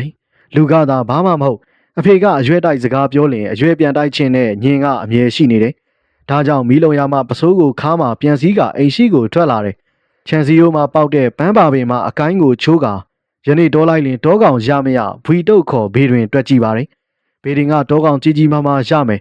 မိမိရဲ့အိမ်မှာပဲမိသားစုနဲ့စုံစုံညီညီစားတော့ကြားရလိမ့်မယ်လို့ထွက်လာတယ်အဖေတောက်ရန်နေပေးလိုက်ပါလားတားတောလိုက်မယ်လေမင်းဥစ္စာကွာဗမာစောရှမ်းတော့ကပြန်ဆိုသလိုဖြစ်နေပြီတောလိုက်တဲ့သူတွေခုဆိုရင်အိမ်ပြန်ရောက်လာကြပြီဗောကွာအဲ့ဒီခိုက်မှာတောင်ရဘက်တောလိုက်ရမှပြန်လာတဲ့ဦးထန်းအောင်ကရောက်လာတယ်ညဦးချိန်မှပြောင်းမှုခင်းကိုဝဲဝန်သားမိနှကောင်လာစားသွားတယ်ဒီမနေ့မိုးလင်းပါပဲသူတို့အိမ်လုံးစွန်တောင်ဘက်ကိုပြန်လဲသွားကြတယ်ဒီတော်ထဲမှာပဲအိတ်ကြမှာတရွာလုံးလိုက်ဖို့ပြန်လာခေါ်တာဒီတိုင်းထားရင်တော့ຢာတွေကပြောင်းနေတာတပတ်နဲ့ပြောင်းသွားလိမ့်မယ်ဗျဦးထန်းအောင်ကတောလိုက်ကျွမ်းတယ်သူကဒီတော်ထဲမှာရှိနေပြီဆိုရင်သူမန်းထားတဲ့ဧရိယာအတွင်းတောကောင်ရှိသမျှဖြစ်တယ်မနေ့ကပြန်ထွက်သွားတဲ့ဝဲဝင်သားမိနင်းထားတဲ့မျက်ပင်တွေပြန်မထနိုင်ကြသေးတချို့ကပြန်မက်လာစေမိုးဆက်တွေကမျက်ရွက်တွေမှာပြန်မခူကြသေးဤဒီတို့ကိုကြည်ချင်းအပြင်သားကောင်ထွက်သွားသည်မှာမိနစ်အနည်းငယ်များသာရှိနေသေးကြောင်းကိုကျွမ်းကျင်တဲ့တောလိုက်မုတ်ဆိုးတွေကသိကြတယ်မြည်သည့်နေရာမြည်သည့်အပင်ပေါ်မှာအိမ်နိုင်ပြီးစသည်ဖြင့်တီးကြစွာပင်ပြောနိုင်တဲ့အစွမ်းရှိကြပါတယ်တရွာလုံးလိုက်ရမည်ဆိုတာကြောင့်ကျွန်တော်ကလည်းကိုလန်နဲ့ကိုပြင်ဆင်ရပါတယ်တနက်ကင်သွားခြင်းမိမဲ့လေအဖေကမိုးရသည်မှာတနက်ကင်လင်မိကူးဖို့စိတ်မချရကြောင်းပြောတာကြောင့်အတန်လေးလက်နဲ့ဖြစ်တဲ့လေးနယ်များကိုယူသွားပါတယ်။မြဘူးထဲမှာရှိတဲ့များတွေကိုပြန်စစ်ဆေးရတယ်။ထန့်အောင်သွေးရတယ်။လက်ကဝတ်မှာလေးကြိုးရိုက်မှုတန်ခံနိုင်ဖို့အတွက်ရထုတ်ရှိလို့ခေါ်တဲ့အဝတ်ကြိုးစည်းဘက်ကိုထားရပါတယ်။ဒီနေ့တော့ဘာပဲဖြစ်ဖြစ်တောကောင်ရာရေးကိုသာစိတ်ထဲမှာထားမယ်။သားကောင်ရာရေးကပထမဒုတိယစသည်ဖြင့်တွက်လာခဲ့မိပါတယ်။သားကောင်ကိုစူပေါင်းလိုက်ရမှာသားကောင်ကမြည်သည့်နေရာလောက်မှာရှိနိုင်ကြောင်းကိုကျွမ်းကျင်တဲ့လူကြီးတွေကခံမှန်းပြီးတော့အဲဒီသားကောင်ရှိနိုင်တဲ့တောကိုလွန်ကတူးချင်းဖြစ်စေနှစ်ယောက်တည်းဖြစ်စေခိုင်90ကြော်ကြော်စီချား၍စောင့်နေရတယ်။ခြေရခံတဲ့သူတွေကခြေရခံလိုက်ကြလင်သားကောင်ကစောင့်သူတွေဖက်ကိုပြေးလာပါမယ်။အဲဒီခါမှာတူးဦးရဲ့ပြစ်ကွင်းကိုရောက်ရစမြဲတနေရာထဲမှာကျွန်တော်တို့နှစ်ယောက်တည်းထားချင်ကြပြီမဲ့လေတယောက်တည်းပဲစောင့်ကျင်တယ်လို့သူရဲကောင်းလုံးမိပါတယ်။မိုးကလည်းတဖွဲဖွဲရွာနေစေတခါတခါမှဘာမှမဟုတ်ပဲလေတူးတန်ကိုချားရလင်ကြက်သိမ်းထားခြင်းချင်းဝဲဝင်ဆိုတဲ့နာမကိုစဉ်းစားရုံများနဲ့တုံလို့ချင်စရာဒေဘပေါ်တက်ပြီးတော့စောင့်နေလင်ကောင်းမယ်မြေပြင်မှာပဲဆက်စောင့်နေလင်ကောင်းလိမ့်မည်လားဝဲဝင်ဆိုသည်ကတဲပင်ပေါ်လဲတက်တဲ့အကောင်မြေပြင်မှာလဲအပြေးကမနေကြီးတုံချတုံစဉ်းစားနေစဉ်မှာတောတိုးတန်ကြားရတာကြောင့်အမွေးမြင်တွေအားလုံးထောင်တွဲသွားပါတယ်မြတ်စွာဘုရားရှေးမှာကျွဲလောက်ကြီးတဲ့ဝဲဝင်ကြီးတိုးရွယ်သူ့ကလေးဒါရင်တရိษံနဲ့ပပင်တိုးမိရင်မျက်တောင်မခက်ပဲရေရေကြည့်ရမယ်သူမျက်လုံးမှာတကိုးဆိုတာရှိတယ်မျက်တောင်ပုတ်ခက်လုံးရင်ဒီကောင်တွေကလိုက်တဲ့ကြတယ်ဆိုတာရှေးလူကြီးတို့စကားကိုသတိမရနိုင်မျက်တောင်အချိန်မီများခမ်းမိသည်ကိုတော့မသိနိုင်တော့ဒိုင်းငင်တဲ့စိတ်ထဲမှာဖျားတရားရောက်လာတယ်အရဟံအစဘဂဝါအဆုံးကိုးပါသောဂုံတော်ကိုအစီအစဉ်မကျရွတ်ဆိုနေမိတယ်ပြေးလိုက်ရရင်ကောင်းမလားတစ်ချက်ထဲနဲ့သေးနိုင်စရာအကြောင်းတော့မရှိဒဏ်ရာရပြီးမှဆိုရင်ပို့ဆိုးနေဦးမယ်စဉ်းစား၍ကောင်းတော့ဂုံတဲ့ကိုးပါးကိုရွတ်လို့မဆုံးခင်မှာအမလီအမီကြောင်ကရန်အော်ပြီးတော့လက်ထဲမှာရှိတဲ့လေးကိုပြစ်ထားခဲ့ကဖနှောင်းနဲ့တင်မှာတသားတည်းကြအောင်ပြေးရပါတယ်ဝဲဝင်ကြီးကကျွန်တော်ကိုမိလာပြီးတော့လွတ်ထားတဲ့မြားဘူးကိုလမ်းဆွဲတာကြောင့်ချွတ်ထားခဲ့ရပြန်ပါတယ်ညာဖက်ပလိုင်းမှာရှိတဲ့ဓာတ်ကိုကြစ်ကြစ်ပအောင်ဆုပ်ထားစေဝဲဝင်ပါးစပ်မှအမြုပ်တို့ကကျွန်တော်ခြေသလုံးမှာဆူရွှဲနေပါတယ်ဂုံတော်ကိုးပါးရဲ့အစကိုပြန်ရှာလို့မရတော့ဟဲ့ဘလို့ဖြစ်လာတာလဲဟာလင်းရနောက်ပါဗျာနောက်ပါဝဲဝင်ကွာမပြည့်နဲ့ပြေးလီတုံထန်းတိုင်းစောင်းတဲ့ဖက်ကိုပြေးသွားရမှာသူကစီး၍မေးတာကြောင့်သူ့ကိုပါပြေးခိုင်းရတယ်သူလက်ထဲမှာတနက်ကမောင်းတင်ပြီးသားသူကတုံတုံရင်ရင်နဲ့ပြစ်ပါတယ်ဒိုင်းဆိုတဲ့အတန်ကတောတောင်ချောင်းပြားထိပဲတင်ရိုက်ခန့်မြည်ဟိမ့်သွားပါတယ်ဝဲဝင်ကတော့ကျွန်တော်ကိုလိုက်စေကျွန်တော်ကိုမိလာပြန်တယ်ကျွန်တော်မှခြေကုံလက်ပံဖြစ်လာပြီသူ့ပါဇက်ထဲကိုအေးဆေးစွာလက်မြောက်ပြီးတော့ခေါင်းဝင်ခံရန်သာကြံတော့တယ်ဝဲဝင်ဆိုတဲ့အမျိုးကခုံအုပ်တော့မယ်ဆိုရင်မတ်တက်ရက်ပြီးတော့ခြေကုပ်အားစိုက်ယူရသေးတယ်အဲဒီချိန်မှာကျွန်တော်ကလည်း3-4လမ်းလောက်သာလမ်းနိုင်ပါတယ်ဒေါ်မြေရိုင်းတွေဖြစ်တာကြောင့်ပြေးသလောက်ကခြေမတွင်နောက်လဲနဲ့ပြေးရပါတယ်ဝဲဝင်ကြီးကကျွန်တော်ကိုရှိသမျှလက်သေးကိုဖွင့်ထုတ်ကခုံအုပ်လိုက်ပါတော့တယ်နောက်လဲကြည်ရင်ကခြေလန်းဆုံးမှာတော့ ကန်ကောင်းချင်တော့မြက်တွေဖုံးတဲ့ဖြူရင်းထဲမှာကျွန်တော်ခြေကြုံ၍အကြဝဲဝင်ကြီးကခုံအုံးနဲ့တိုက်ဆိုင်လွန်းတာကြောင့်ခေါင်းပေါ်မှာလေရင်ပြန်မဲမဲကြီးကိုလှစ်ခနဲမြင်ကတွင်ထဲကိုကျွန်တော်ကြားသွားတယ်။မြက်ပင်တွေကပြန်ဖုံးသလိုဖြစ်သွားတာကြောင့်အဲဒီအထဲမှာသာအသက်မရှိဝင်ပဲငြိမ်သက်စွာစောင့်နေမိပါတော့တယ်။ကျွန်တော်ပျောက်သွားတာကြောင့်ဝဲဝင်ကြီးကလီတုံထန်းတိုင်းကိုဆက်လိုက်ပါတယ်။သူကတစ်ပင်တက်ကျွမ်းကျင်တာကြောင့်တစ်ပင်ပေါ်ကိုတက်သွားပါတယ်။ဝဲဝင်ကြီးကဆက်လိုက်ရင်းကတစ်ပင်ပေါ်မှာတက်လိုက်သွားတာကြောင့်သူ့အတွက်ပါဖျားတပေးရတယ်။တစ်ပင်ပေါ်ဖြစ်တာကြောင့်သူကဝဲဝင်ကြီးကိုမြည်တိုးမြမပြစ်ခတ်နိုင်သူရဲ့ခြေသလုံးကိုဝဲဝင်ကြီးကခဲထားလိုက်တယ်။သူရဲ့ဆောင်းသားနဲ့ဝဲဝင်ကောင်းကိုခုတ်ပါတယ်။ဝဲဝင်ကတော့မလွတ်တနတ်တင်နဲ့နာနုကိုထုလိုက်တော့မှဝဲဝင်ကြီးပါဇက်ဟားလာတာကြောင့်သူရဲ့ခြေတော်ကိုပြန်ရုပ်ပြီးတော့ဆက်တက်ပြန်ပါတယ်။ဝဲဝင်ကဆက်လိုက်ပြန်ပါတယ်။ကျွန်တော်ကခြုံတွင်းမှလာကြပါအောင်လို့ကုန်း၍អော်ပေးရပါတယ်။အနီးနားမှာလူတွေကပူးပြီးနဲ့အော်ကရောက်လာကြတယ်။ဝဲဝင်နဲ့လူရောနေတာကြောင့်လမ်းမပြည့်ရဲ့ဝဲဝင်ကိုလမ်း၍ခြောက်ကြပါတယ်။ဝဲဝင်ကြီးကမြေပြင်ကိုဖုတ်ခနဲခုံချကလူတွေကိုခုံအုပ်ဖို့မတ်တက်ရက်တနတ်တန်တွေတပြိုင်နဲ့ပွင့်ထွက်လာပါတော့တယ်။ဝဲဝင်ကြီးကတစ်ချက်အော်ကတောင်ဆောင်အတိုင်းကိုစမ်းချောင်းဖက်ကိုလိန်ဆင်းသွားပါတယ်။ခုမှသာထွက်ပြေးသွားတဲ့ကျွန်တော်လိပ်ပြာတွေပြန်ရောက်လာကြတယ်။လီတုံထန်းတိုင်းခြေသလုံးမှာအနှဲငယ်ဒဏ်ရာရပါတယ်။ကျွန်တော်ခြေသလုံးမှာလည်းဆေးကက်ဖြစ်နေတာကြောင့်ငါခြေသလုံးလေးတော့ဝဲဝင်စားလို့ကုန်ပြီးသွေးတွေကလည်းထွက်ကုန်ပြီလို့ကြည့်လိုက်ရမှာဝဲဝင်ပါဇက်ကအမြုပ်ဖြစ်နေတာကြောင့်တောကအမောလုံးကြီးကသွေးပေါင်တိုင်းကရိယာမှာဗျရာလိုပဲတဖြည်းဖြည်းလိမ့်ဆင်းသွားရပါတော့သည်ဝဲဝင်လိန်သွားရကိုအားလုံးကစူးပြုံ၍လိုက်သွားကြရတယ်ဝဲဝင်ကြီးကစမ်းချောင်းတစ်ဘေးမှာရှိတဲ့ကြောင်လုံးကြီးပေါ်မှာခေါင်းတင်ကသေနေပြီဖြစ်သည်ကိုတွေ့ရတယ်ဝဲဝင်ကြီးရဲ့ဒဏ်ရာကိုမတွေ့ရင်အုံဒဏ်ရာတွေကိုသာတွေ့ရပါတယ်ဒီကောင်ကကြောက်ကြောက်နဲ့အပေါ်ထောင်ပြစ်ခဲ့ခြင်းများသာဒါပေမဲ့လည်းကျွန်တော်တို့ရွာရဲ့ထုံးစံအရဥစွာအနာတရားဖြစ်အောင်ဓာတ်နဲ့ခုတ်ထားတာကြောင့်လီတုံထန်းတိုင်းတက်တယ်လို့သတ်မှတ်ပေးရပါတယ်ကျွန်တော်ထားခဲ့တဲ့လေးနဲ့များဘူးကိုရွာသားတွေကကူရှာပေးကြတယ်ကျွန်တော်တို့ကကြံခဲ့တဲ့ဝဲဝင်ကလေးကိုလိုက်မရှာကြတော့ပဲဝဲဝင်ကြီးကိုသာဝေမြထမ်းကြကရွာသို့ပြန်ကြရတယ်လမ်းမှာတောကောင်ရတဲ့အထိမ့်မှတ်အနေနဲ့တနက်ကိုတတိုင်းတိုင်းဖောက်ကြသည်မှာပျော်စရာတော့ကောင်းပါတယ်တနက်တန်အချက်ပေါင်းများလျင်တောကောင်ကြီးကြီးမားမားရာချောင်းကိုရွာမှာရှိတဲ့ကလေးလူကြီးတွေကနားလေထားကြတယ်။အဲဒီညမှာလီထုံထန်းတိုင်းနေအိမ်မှာခေါင်ရီနဲ့ဝဲဝင်သားကိုတရွာလုံးကပျော်ရွှင်စွာစားတော့ကြပါတယ်။ကျွန်တော်နာမည်ကဟာလိန်ဖြစ်ပါတယ်။ကျွန်တော်မူလတန်းကျောင်းနေစဉ်မှာပညာရေးဘက်မှာတင်တင်းစွာထူးချွန်ပေမဲ့လည်းအားကစားဘက်မှာတော့အလွန်ညံ့တယ်။ဂိုးဆောင်လင်ဘောလုံးလာတာနဲ့မျက်စိမိတ်လိုက်ရမှာအမြဲကိုးဝင်သွားတတ်ပါတယ်။ဘောလုံးကန်လင်လဲခြေမနဲ့မျက်ဖုတ်ကန်ကအဲ့ဒီနေရာမှာပင်ထိုင်ရတတ်ပါတယ်။ကျွန်တော်ကျောင်းဆရာဘွားရောက်တဲ့အခါမှာမြို့နဲ့တော်ခရီးလေးရဲ့ကျော်သွားရတဲ့ဝေးလံခေါင်းပါတဲ့အရိပ်မှာဝေးလံခေါင်းပါတဲ့အရက်မှာရှိတဲ့မုံတူးရွာမှာတာဝန်ကြပါတယ်။ဒီနေရာမှာပြူစားသူတွေပေါ်များတယ်လို့သတင်းကြီးခဲ့ရာအမေထားတဲ့ကြားကသွားရောက်တာဝန်ထမ်းဆောင်ခဲ့ပါတယ်။အဲဒီရွာမှာမိမိကိုမိမိကာကွယ်ဖို့အားလင်တိုးလိုက်ဖို့စသည်ဖြင့်နှလုံးပြူးတနက်လေးများစားသည်တို့ကိုယူသွားပါတယ်။ရွာသားတွေကဆရာကခေပညာတတ်ဆိုတော့တနက်ပြစ်တတ်မှာပဲ။ပညာတတ်တွေကရိုးရလက်နဲ့ဖြစ်တဲ့လေးနယ်များကိုမကင်ကြတော့ဘူးဗျ။ဆရာကကင်နေဆိုတော့ဆရာလည်းတဲ့မတဲ့သိကျင်တယ်ပြစ်ကြည့်ပါ။အဲ့ဒီလိုအတင်းတိုက်တွန်းကြတယ်။အဲ့ဒီခါမှာဆယ်ခိုက်ကွာမှာရှိတဲ့တိုင်ငယ်ကိုတစ်ချက်ပြည့်ရမှာလွဲသွားပါတယ်။မျက်နာကပူထူးသွားတယ်။ရွာသားတွေကဒီလောက်နီးတာမမှန်ဘူးဆိုတော့ဒေါကောင်ဆိုရင်ဘယ်လွယ်မလဲလို့ပြောကြပါတယ်။ဒေါကောင်ပဲဖြစ်ဖြစ်ရန်သူပဲဖြစ်ဖြစ်ဒီလောက်နီးအောင်ဘယ်လာပါမလဲဗျ။ဒီတော့အဝေးကနေပြန်ပြစ်ရမယ်။အဲ့ဒီလိုနောက်ပြန်ဆုတ်ကပြစ်လိုက်ရာဖျားမတာကြောင့်ဓာတ်ခနဲ့မှန်သွားပါတယ်။အဲ့ဒီခါမှာရွာသားတွေကခေါင်းငိတ်လက်ခံကြတယ်။ဇက်လိုက်တို့ကတော့ကြံဖန်ပြီးတော့နာမည်ကြီးရပါတယ်။နောက်တစ်ချက်ပြန်ပြစ်ခိုင်းမှစိုးရတာကြောင့်စောစည်းစွာလှည့်ထွက်လာတယ်။ဒါပေမဲ့ရှင်းတကောင်ကိုတနက်နဲ့ပြစ်တတ်တာကြောင့်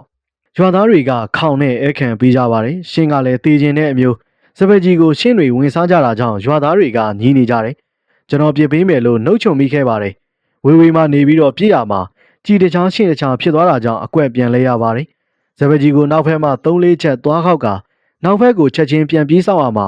4-5-6ကောင်ထွက်လာတယ်။ရှင်းတကောင်နဲ့ပဲပင်တိုးမိတာကြောင့်ပြောင်းဝါနဲ့တေးကခလုတ်ဖြုတ်လိုက်ရမှာရှင်းကနေကနားဥပြီးတော့တေသွားရှာတော့တယ်။ကြီးကဘဲရောက်သွားမှန်းမသိရှင်းခင်မြရမ်းမီလောင်တဲ့ဒဏ်ရာနဲ့တေပါပြီ။ဒါကြောင့်ရွာသားတွေကကျွန်တော်ကိုချီးကျူးကြဖို့အလို့ငါရှင်းနဲ့ကျွန်တော်ရဲ့အကွာဝေးကိုဂိုင်40ခန့်ဖော်ပြရပါတယ်။အဲဒီလိုနဲ့ကျွန်တော်ကလက်တဲသူအဖြစ်မူတာဝါဒနဲ့တိတ်ခါတင်ခဲ့ရပါတယ်။ຫນွေချောင်းပိတ်ရဲမှာကျွန်တော်ရွာပြန်သွားပါတယ်။ချောင်းသွားချင်းတောလိုက်ချင်းတို့နဲ့သာချောင်းတက်ချိန်စိတ်ပင်ပန်းကိုပင်ပန်းမှုကိုပြန်လေဖြေဖြောက်ခဲ့ရပါတယ်။တောသွားလင်တောကောင်မရပေမဲ့လည်းဟင်းသီးဟင်းရွက်တော့ရပါတယ်။ချောင်းသွားလင်ငားမရတဲ့နေမရှိ။ဒါကြောင့်ကျွန်တော်ချောင်းသွားလင်အဖေကစိတ်ချနေတတ်တယ်။တောသွားလင်တော့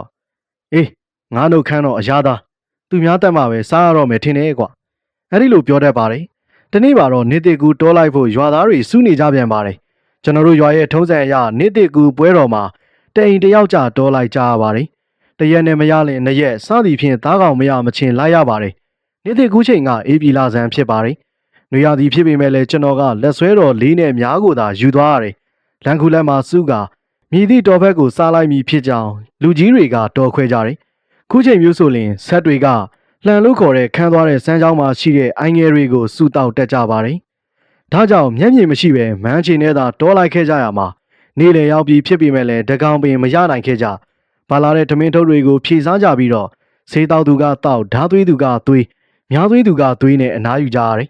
မော်မော်နဲ့ဇီးပီသူတွေကိုစားကစမ်းရည်အေးကိုတောက်ပြီးတော့အနားယူရသည်မှာပြောမပြနိုင်တဲ့အရာသာတစ်ပါးဖြစ်ပါတယ်စမ်းချောင်းသွားတောက်စင်မှာဝက်ချီရလိုခြေရတွေးတာကြောင့်လူကြီးတွေကိုပြမိတယ်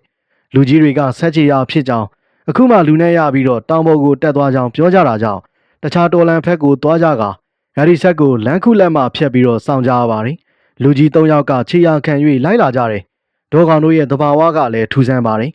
ရခင်သူတို့ရဲ့နောင်တော်ကြီးတွေသွာလာခဲကြဘူးတဲ့လမ်းကံမာတို့မှသာမြည်သည့်အခါမဆိုသွာလာတတ်ကြပါတယ်ဒါကြောင့်ရွာသားတွေကဆက်ဆိုလင်မြည်သည့်လမ်းမြည်သည့်တစ်ပင်အနီးမှာမြည်သည့်အချိန်ကပြေးသွားခဲ့ဘူးကြောင်းဝဲဝင်ဆိုလင်မြည်သည့်ကံမှာကြောက်ဘက်ကိုပြေးတက်လာကြောင်းကိုအတက်သိကြတယ်အဲဒီလိုတောကောင်ပြေးတက်တဲ့လမ်းကြောင်းမှာလက်တဲသူမုတ်ဆိုးကျော်တွေကအလူရဲ့နေရာယူချင်ကြတယ်ကျွန်တော်တို့တလန်ကွာလက်ဖြောင်းတက်သားမျိုးကိုတော့မိုးမပြိုပြိုခဲ့တော့အကယ်၍သားကောင်လာခဲ့တော့ဆိုတဲ့သဘောနဲ့အပေါက်ဖာတဲ့အနေနဲ့ညက်၍သုံးသွားတတ်ကြကြီးရှိတာဖြစ်ပါတယ်ဒါကြောင့်စောင်းရမယ့်နေရာရောက်တော့စိတ်သက်ကကြားနေပါတယ်အဲဒီလိုသိမရှိဝါမရှိကုန်းမြမြောင်မျိုးမှာမြည်သည့်တတဝါများလာမည်မဟုတ်ပါစောင်းနေလင်လည်းအပူပဲဖြစ်ပါမယ်ရက်၍မစောင်းတော့ပဲတေးရွက်တွေခင်းထိုင်ကတောင်တွေးမြောက်တွေတွေးမိတွေးရပါတော့တယ်ထမင်းစားရေတောက်စားဖြစ်တာကြောင့်ဘိုင်လေးကမျက်တောင်ကဆင်းလာတယ်လွယ်ထားတဲ့မြားဘူးကိုချွတ်ကလေးနဲ့မြားဘူးကိုခေါင်းအောင်ပြီးတော့တရီးတမောအိတ်ဖို့ကြံစီမိပါတော့တယ်ခေါင်းချလိုက်တာနဲ့ခြေလဲညောင်းညမှုကြောင့်ထင်ပါတယ်မိခင်နဲ့အိပ်ပျော်သွားခဲ့ရတယ်အိမ်မက်ထဲမှာဂျိုကားကားနဲ့ဆက်ကြီးကကျွန်တော်ကိုစိတ်ကြည့်နေတယ်လို့မြင်မှတ်မိပါတယ်ဒရိဆန်တကောင်ရဲ့နာမုတ်တံမျိုးကနားစီကိုလာရောက်လက်တို့တာကြောင့်ဖြက်ကနေလန်တို့လာပါတယ်တရှက်ရှက်ခြေသင်ကြားတာကြောင့်မျက်လုံးဖွင့်လိုက်ရမှာအိမ်မက်ထဲကဆက်ထီးကြီးဦးဂျိုကားကားကြီးနဲ့ချစ်စရာကြီးကျွန်တော်ကိုမျက်လုံးရွှဲကြီးနဲ့စိုက်ကြည့်နေတယ်တမင်မျက်လုံးဆိုတာကဒါမျိုးပင်ဖြစ်ပါလိမ့်မယ်ခေါင်းခူထားတဲ့လေးနဲ့များကိုတဖြည်းဖြည်းချင်းလှည့်ယူလိုက်ပြင်းမဲ့ကြံမှဆက်ကြီးကနောက်လဲကတတော်လုံးမြည်ဟီးကဝုံတိုင်းနဲ့ဒုံဆိုင်ထွက်ပြေးသွားပါတော့တယ်အခြားဆောင်သူတွေဖက်မှတနတ်တန်တစ်ချက်ဆင်းထွက်လာပါတယ်အဝေးမှနေပြီးတော့ရန်တန်လမ်းပြချင်းဖြစ်ကြောင်းကိုသိသာလာပါတယ်ဟေးမလို့စိနေဟိလွတ်သွားစီတဲ့သူအိမ်ပြန်ပြီးတော့မိမထွိုင်ဟိုခိုင်းရမယ်နော်ခြေရခံလိုက်လာသူတွေကအော်ကြပြန်ပါတယ်ကျွန်တော်ကမြားဘူးကိုပြန်လွတ်ကဖင်ကူးထိုင်တဲ့တေးရွက်ကိုပိုက်ပြီးတော့စမ်းချောင်းငယ်ဘက်ကိုတဟုန်တို့ပြေးသွားပါတယ်ဆက်ကြီးနောက်ကိုလိုက်ချင်းမဟုတ်ဆက်ကြီးကတောင်ပေါ်ဘက်ကိုဆန်တက်သွားပြီးကျွန်တော်နေရာဘက်မှာဆက်ကြီးလာသည်ကိုရွာသားတွေတီးကြလင်ဝိုင်းဆဲကြပါလိမ့်မယ်ဒါကြောင့်နေရာပြောင်းရခြင်းဖြစ်ပါတယ်ဘသူကပြစ်တာလဲကျွန်တော်ကပြစ်တာပါဘလို့လဲမှန်ရဲ့လားမမှန်ဘူးထင်တယ်ဗျဆက်ကလူလန်ပြီးတော့နောက်ကိုလဲပြေးလာတာဒါကြောင့်ပြေးလန်းဖြတ်ပြီးတော့လမ်းပြေးရတာအတန်ပလန်တွေကြားရတယ်၃-၄ဦးတော့စုမိကြပါပြီမှန်ပါတယ်ဒါဟာလိမ့်နေရပဲဟေးဟာလိမ့်မင်းပဲရောက်နေရလဲဒါလောက်ကြီးတဲ့ဆက်ကြီးကိုမမြင်အောင်အိပ်ပျော်နေလို့လားကွာအလကားကောင်ကျွန်တော်ဒီမှာရှိနေတာကွာဘယ်မြင်မလဲမင်းတို့ဒီနေရာမှာစောင့်ခိုင်းထားတာကွာမင်းကဘယ်ဘက်ကိုခြေသွားရှိနေတာလဲဆက်ဆိုတာရင်ငတ်ပြီးတော့ချောင်းထဲကိုဆင်းလာမှာဗောဗျမင်းပါဆရာဦးစိုးနိုင်လေတံနဲ့ဆိုရင်ငါကဲ့သို့သောဆရာတဆူကိုအာမနာကြဟု၍ပြောရပါမယ်တောကောင်လွန်သွားတဲ့ဇောကသူတို့ကိုကင်လုတ်နေတယ်ဒီနေ့မရလေနောက်တနေ့အလုတ်ပြက်အကင်ပြက်ကတော်လိုက်ရပါအောင်မယ်လို့ညီးကြတယ်ကျွန်တော်ဦးတွေကရင်မောနေကြစေဒီနေ့အဖို့တော့ဘာမှမရနေလဲဝင်ချိန်နီးနေပြီလို့တကွဲတပြားပြန်သွားကြပါတယ်တချို့ကဟင်းရွက်ရှာဖို့ချောင်းလိုက်၍သွားကြတယ်တချို့ကထင်းရှူးစီတုံးရှာရင်းကတောင်ပေါ်ဖက်ကိုတက်သွားကြတယ်အိမ်မှာထင်းရှူးနေနေတာကြောင့်ထင်းရှူးစီတွေးလို့တွေးညာတောင်ပေါ်ဖက်ကိုတက်လာခဲ့မိပါတယ်ထင်းရှူးပင်မြင်းတွေပေါ်မှာရှူးပြန်တွေကအတိုက်လှုပ်၍နေတတ်ကြတယ်အပင်ရင်ကို၃-၄ချက်ခောက်လင်ထွက်လာတတ်ကြတယ်ဒါကြောင့်ရန်တမ်းပြီးတော့ထင်းရှူးပင်တစ်ပင်ကိုဒုတ်တူနဲ့ထိုးခေါက်လိုက်ပါတယ်အခေါင်းထဲမှာရှူးပြန်တစ်ကောင်အိမ်မုံမွားနဲ့ထွက်လာတယ်ဒီကောင်မျိုးကစိတ်မထင်လင်လူကိုကြိုက်တတ်ပါတယ်အဝေးကိုမပြန်ခင်မှာစော်ထဲလိုက်မှဖြစ်မယ်လို့တုံရင်နဲ့လက်နဲ့ပြစ်လိုက်ရမှာဒလန်သားသားကွာသွားပါတယ်ဒုတိယအကြိမ်ပြန်ပြစ်ပါတယ်လွဲပြန်ပါတယ်တတိယအကြိမ်ဖွတ်ကြားဒီကောင်ကလည်းတေခြင်းတဲ့အကောင်သူကိုပြင်းနေမှန်းတိလျက်နဲ့ဇွတ်ဆင်းလာတယ်ဝက်လုံးနဲ့လမ်းရိုက်လိုက်တဲ့အကွာမှာ ငါးချောင်းမြောက်တဲ့မြားကထီသွားတယ်မြေပေါ်ကိုကျလာတာနဲ့လေးနဲ့4-5-6ကျက်ဆင်းရိုက်ထဲလိုက်ရာသူ့ကိစ္စချောသွားပါတယ်လွင်ထားတဲ့ပလိုင်းထဲကိုခွေထဲကရွာသားတွေကိုအမိလိုက်ခဲ့ရတယ်လမ်းမှာတငယ်ချင်းလောက်အောင်လူခိလဲကိုမိသွားရတငယ်ချင်းဒါပါလေဟူ၍လက်ညှိုးညွန်ပြလိုက်ပါတယ်ဟာမင်းတဲ့ဟုတ်ပါလားကွာဟူ၍သူကချီးကျူးတာကြောင့်တငယ်ချင်းချင်းမို့ဖြည်းဖြည်းသာသာဆက်လိမ့်လိုက်မိပါတယ်ပေ300လောက်မြင့်တဲ့ထင်းရှူးပင်ထိပ်မှာလုံးလုံးလေးထိုင်နေတာနဲ့ငါတယောက်တည်းဆော်ထဲလိုက်တာကွာဒီကောင်ကျွန်တော်ကိုယုံသွားပါတယ်လမ်းမှာရွာသားတွေကိုပြန်ပြီးသွားရာပူးပြီးအော်၍တနက်တစ်ချက်ဖောက်ကြပါတယ်ရွာမှာရှိတဲ့ကလေးတွေကျွန်တော်တို့လူအုပ်ကိုအဝေးမှလမ်းကြည့်ကြပါတယ်အိမ်ပြန်ရောက်တဲ့အခါမှာအဖေကကျွန်တော်ကိုမယုံမင်းရဲ့များဘယ်နှချောင်းပါသွားတာလဲကောက်ကောင်ကြီးကမေးလိုက်ရမှာကွန်ပျူတာတွေအလုပ်ရှုပ်သွားပါတယ်73ချောင်းပါသွားရာ4ချောင်းကဆုံးသွားတော့9ချောင်းဖေဘယ်ရမလဲចောင်းစရာကွာမင်းတို့မလဲရဘူးမညာရဘူးနော်ဒါတပည့်တွေကိုပြောတဲ့စကားအရိညာရှူပြန်ကိုဆံပြုတ်ကတရွာလုံးကိုခေါ်ရပါတယ်ဒါကောင်ဘလောက်တည်တည်တရွာလုံးကိုခေါ်ရတဲ့ထုံရှိပါတယ်နေ့တကူပွဲတော်လည်းဖြစ်တာကြောင့်တိန်တလုံးကြခေါင်တွေယူလာကြရမှာတမိုးလင်းတောက်ခဲ့ကြရပါတယ်ခေါင်ဦးကအလုံး40ကျော်ကိုတက်တဲ့အသားကိုကိုပြန်မစားရတဲ့ထုံးစံရှိတာကြောင့်နောက်တနေ့မှာရှူပြန်ထက်ကြီးတဲ့ကြက်ဖကြီးနဲ့အဖေကကျွန်တော်လေးများကိုနှက်တင်ပေးတာကြက်သားကိုဘိုက်ကားအောင်စားရပါတယ်အဲဒီလိုနဲ့အလွန်ကွာတာမင်းနဲ့မယားညီကိုတော်တဲ့တလန်ကွာဟာလိန်ကျွန်တော်ဒီချက်တောင်မွေးပန်ကလက်ဖြောင်းသူအဖြစ်ခိုရာလို့ခေါ်တဲ့လူကြီးလူကောင်းများထိုင်သည့်နေရာတွင်ခေါင်ရည်ထဲထားသည့်အေယာမနနောက်ဂျိုကိုကင်ကတစောင်းဘက်ရှဲသူရဲကောင်းဘဝနေချင်းညချင်းရောက်ရှိရပါတော့သည်ဟုတ်ကဲ့ပါဆက်လက်ပြီးတော့တွင်ကြီးဝမ်းမောင်ရေးသားတဲ့နွားပြောက်တဲ့ညဆိုတဲ့မုတ်ဆိုးဝိထုဇန်လန်းကောင်းလေးတစ်ပုဒ်ကိုဖတ်ပြတင်ဆက်ပေးသွားမှာဖြစ်ပါတယ်တွင်ကြီးဝမ်းမောင်နွားပြောက်တဲ့ညပိန်နေတော်ရွာတကြီးအိမ်မှမောင်ထူးတန်ကိုကြားရတယ်မောင်ထူးတန်ကဆက်တိုက်စင်တိုက်ပေါ်ထွက်လာပြီးမဲ့လဲလေးလေးမှန်မှန်ပိန်နေတော်ရွာအရှိကင်းတကားနဲ့အနောက်ကင်းတကားပေါက်နှစ်ပေါက်မှတန်ချောင်းခောက်တန်ကတန်ချောင်းမွေတန်ဆက်တိုက်စင်တိုက်မဟုတ်တစ်ချက်ချင်းစီခောက်နေတဲ့လူစုတန်အချိန်ကာလကလွန်ခဲ့တဲ့အနှစ်90ကျော်ကာလပြည်တွင်းစင်ပြီးအကြီးကျယ်တောက်လောင်နေတဲ့အချိန်မြို့ကြီးရောမြို့ငယ်ပါမကြံရွာကြီးရောရွာငယ်ပါမကြံတဟုံဟုံတောက်လောင်နေတဲ့ပြည်တွင်းစင်ပြီးအချိန်အပြင်းဆုံးအချိန်အုပ်ချုပ်ရေးစနစ်ကတကြီးအုပ်ဆိုးတဲ့စနစ်ရှိနေစေအချိန်ပိန်နေတော်ရွာကအင်ဂျီ800ကျော်ရှိတဲ့အညာရွာကြီးတစ်ရွာအညာကြီးလက်ဒလိထုံးနှန်းစင်လာအယိုးဆွဲနေတဲ့ရွာမှာအရေးတစုံကြုံတွေ့လာကတကြီးအိမ်မှမောင်းစိန်ကောင်းလိုက်မောင်းတို့ဟစ်တန်ပြိုဟစ်တန်ကင်းတဲမှာတန်ချောင်းကသတင်းပေးရာအချက်ပြရာလူစုရာတွေလာဇန်3ရက်ညကဝင်ဖို့အာယူစာပြူတဲ့ညာဦးကာလာဂျဲတာယာတို့ကဖြိုးဖြိုးဖြက်ဖြက်လင်းလင်းလက်လက်ရွာမှာနေဝင်မိုးချုပ်ကလေးကအရေးပေါ်ကိစ္စတစ်ခုရှိခဲ့ရာရွာသားတို့ကူညီရှာဖွေကြစောင့်မျှော်နေကြတယ်ရွာသူရွာသားတွေဖြစ်ရာတယောက်ကိစ္စကတရားကိစ္စကတရွာလုံးကိစ္စဒီနေ့ညနေကနွားချောင်းသားအုပ်စုတို့ကမြင်းကျော်ထားခဲ့ကြတယ်စောကြတယန်းကြရန်ကားခဲ့ကြတယ်ပိန်နေတော်နွားချောင်းထုံးစံမှာမနေ့ထဝင်းစားပြန်ကလေးကနွားလွတ်ညနေနွားရိုင်းသွင်းချိန်ရောက်မှနွားပြန်သွင်းကထုံးစံနွားအုပ်ကိုစကြက်ထဲသွင်းပြီးတော့နွားငိန်ကနွားချောင်းသားတို့စောတဲ့အချိန်စော့ကစားတဲ့အချိန်ကစားတောအကောင်ပလောင်ရှာသူကရှာငါးဖန်ဖား၌ပဇွန်လုံး၌ဗဒက်တူဖွတ်တူကြွက်တူယုံလိုက်တရေချောက်တမင်လိုက်လုံနေကြနွားချောင်းသားတစ်ဖွဲကစားခြင်းဝင့်နေတဲ့ဖိုကြီးတကောင်ကိုမြင်တယ်ဖိုကြီးကစခြင်းဝဲရာစကြက်အတွင်ခေါင်းကိုအောက်ဆိုင်ချမွေနောက်ကအမီးကြီးတရန်ရန်ကိုကြီးတလုံးလုံးနွားချောင်းသားတတိုက်သူ့အနီးကိုရောက်လာတော့မယ်လို့မသိတာကြောင့်စခြင်းဝဲရာကျင်းထဲကတလုံးလုံးလောက်လေးသမားကလောက်လေးနဲ့ချိန်ဂွားဘက်သမားကဂွားဘက်နဲ့ချိန်ပြီးတော့ရိုင်းမဲသူကနွားချောင်းတို့ကိုစီနဲ့တဖြည်းဖြည်းခြေတံလုံးလုံးနဲ့တက်လာသည့်တိုင်ဖိုကြီးကမကြားမသိမမြင်အခုခေတ်လူငယ်တွေလောက်လေးကိုမြင်ဖူးမှမြင်ဖူးကြမယ်ဝါမှာချော3-4တောင်ခန့်ချောနေအောင်တက်ကြိုးသေးသေးကျစ်လောက်စာအိမ်ထိုးဝါမှာကွေးကိုကျိုးတက်လောက်စာအိမ်နေရာမှာလောက်စာထက်ခိုင်ဝါမာတန်မမှန်စီပဲသားကောင်မှန်စီဖို့လွဲပြရတဲ့လက်နက်ကိုလောက်လေးလောက်လွဲလို့ခေါ်တယ်မပြစ်တက်ကပြစ်သူလက်ကိုမှန်းတယ်ပြစ်တက်ကဘက်ခွားထက်အားပြင်းပါတယ်များတန်ပြစ်ထဲတဲ့ကျိုးတက်ဒါမှမဟုတ်ကြက်ပေါင်ပင်တက်လေးကိုပိန်တော်ရွာကလေးဒူးလို့ခေါ်တယ်အများခေါ်ကဒူးလေးသူတို့ရဲ့အခေါ်လောက်လွဲလောက်လေးကိုလင်းလေးလို့ခေါ်တယ်လို့ယူဆရပါတယ်လောက်လေးကိုင်ကဖို့ကောင်းထောင်ချိန်စောင့်ရိုင်းမဲအဖွဲ့ကဖို့အပြေးစောင့်နေစဉ်မှာဖို့ကခေါင်းထောင်ကြည့်ပါတယ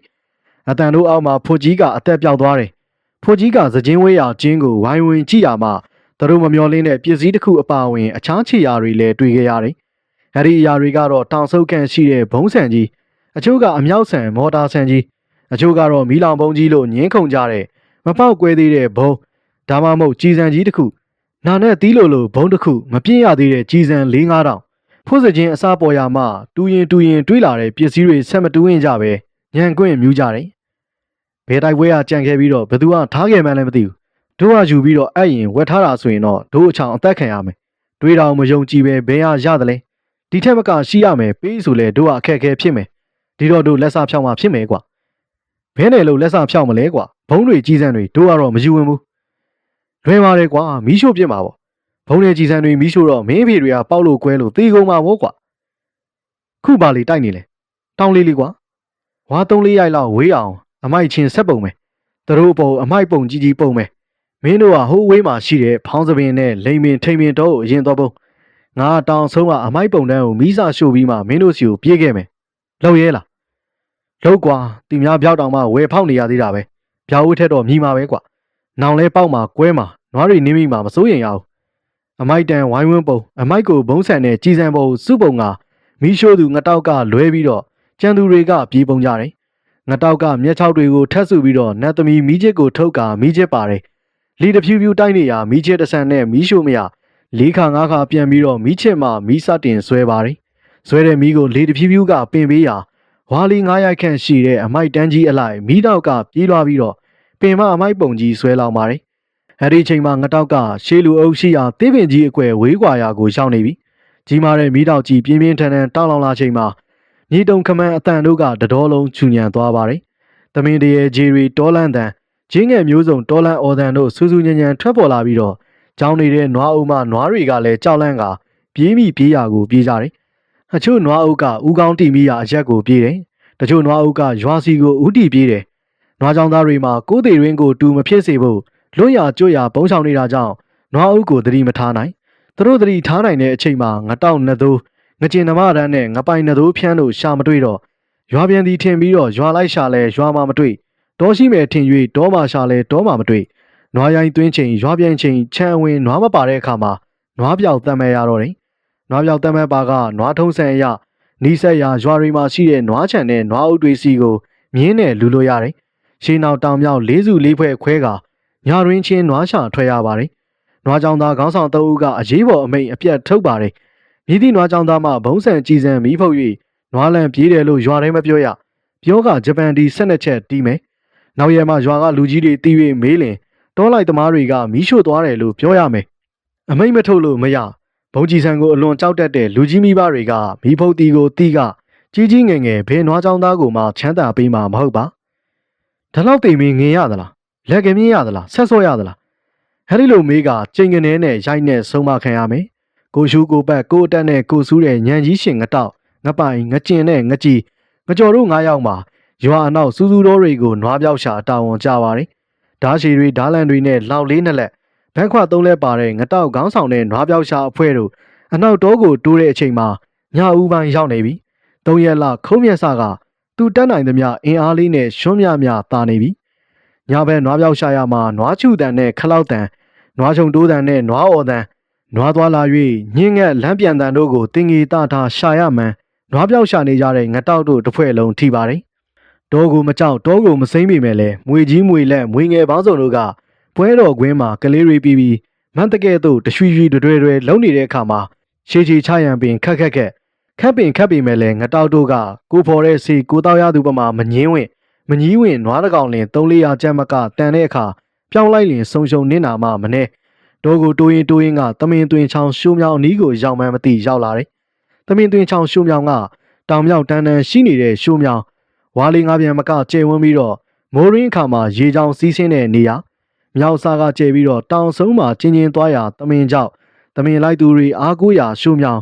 မြောင်ဝင်ဝရောက်အောင်သမင်ကြောင်တွင်းတောင်ဆုံးအဝအနီးမှာပိုက်ဆောင်ထောင်ပါကသမင်အရာအမိများတဲ့ရှိုးမြောင်ဖြစ်တာကြောင့်သမင်သမားကလည်းသဘောခက်ကြ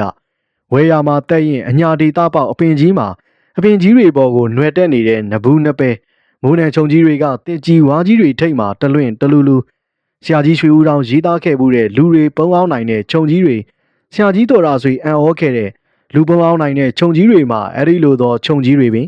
်နဘူးနှစ်ပဲမိုးနယ်ခြုံတို့ရဲ့သဘာဝကအမိမရှိလင်မြေပြင်ပေါ်ကိုပြားကျသွားပြီးတော့မြေလျှောက်ကဝါပြန်များစွာရှည်ထွက်တဲ့ခြုံပင်မျိုးအမိရှိကဝါဆယ်လေးငါ6ပြန်များမြင့်တဲ့တက်ရင်နစ်ရှည်နစ်ကြပင်တွေဖြစ်စေခေါင်းရောက်တက်ကစူစိန်ညူးမောင်းကခေါင်းတစ်ထောင်တောင် ထူထပ်တဲ့ခြုံရွယ်ပိတ်ပေါင်းလက်ချင်းရှက်ခမန်ပေါက်ရောက်နေတဲ့အညာသဘာဝပေါက်ပင်ကြီးတွေဝန်းရံထားတဲ့သမင်သွင်းချောင်ရှိုးမြောင်အနီးကိုငတောက်တို့9ယောက်ဖွဲ့ရောက်တဲ့အခါမှာဒေါ်လန်တန်တွေကိုစတင်ကြားရတယ်။အဲဒီတန်တွေကြားရပြီးတော့ရှေ့ဆက်နောက်ဆင်းပင်လင်လူစုလူဝေးတန်အုပ်ရုပ်လှုပ်လှုပ်အတန်တွေကိုကြားရတယ်။ဒေါ်လန်တန်လူစုလူဝေးတန်တွေကြားပြီးတဲ့နောက်မှာတော့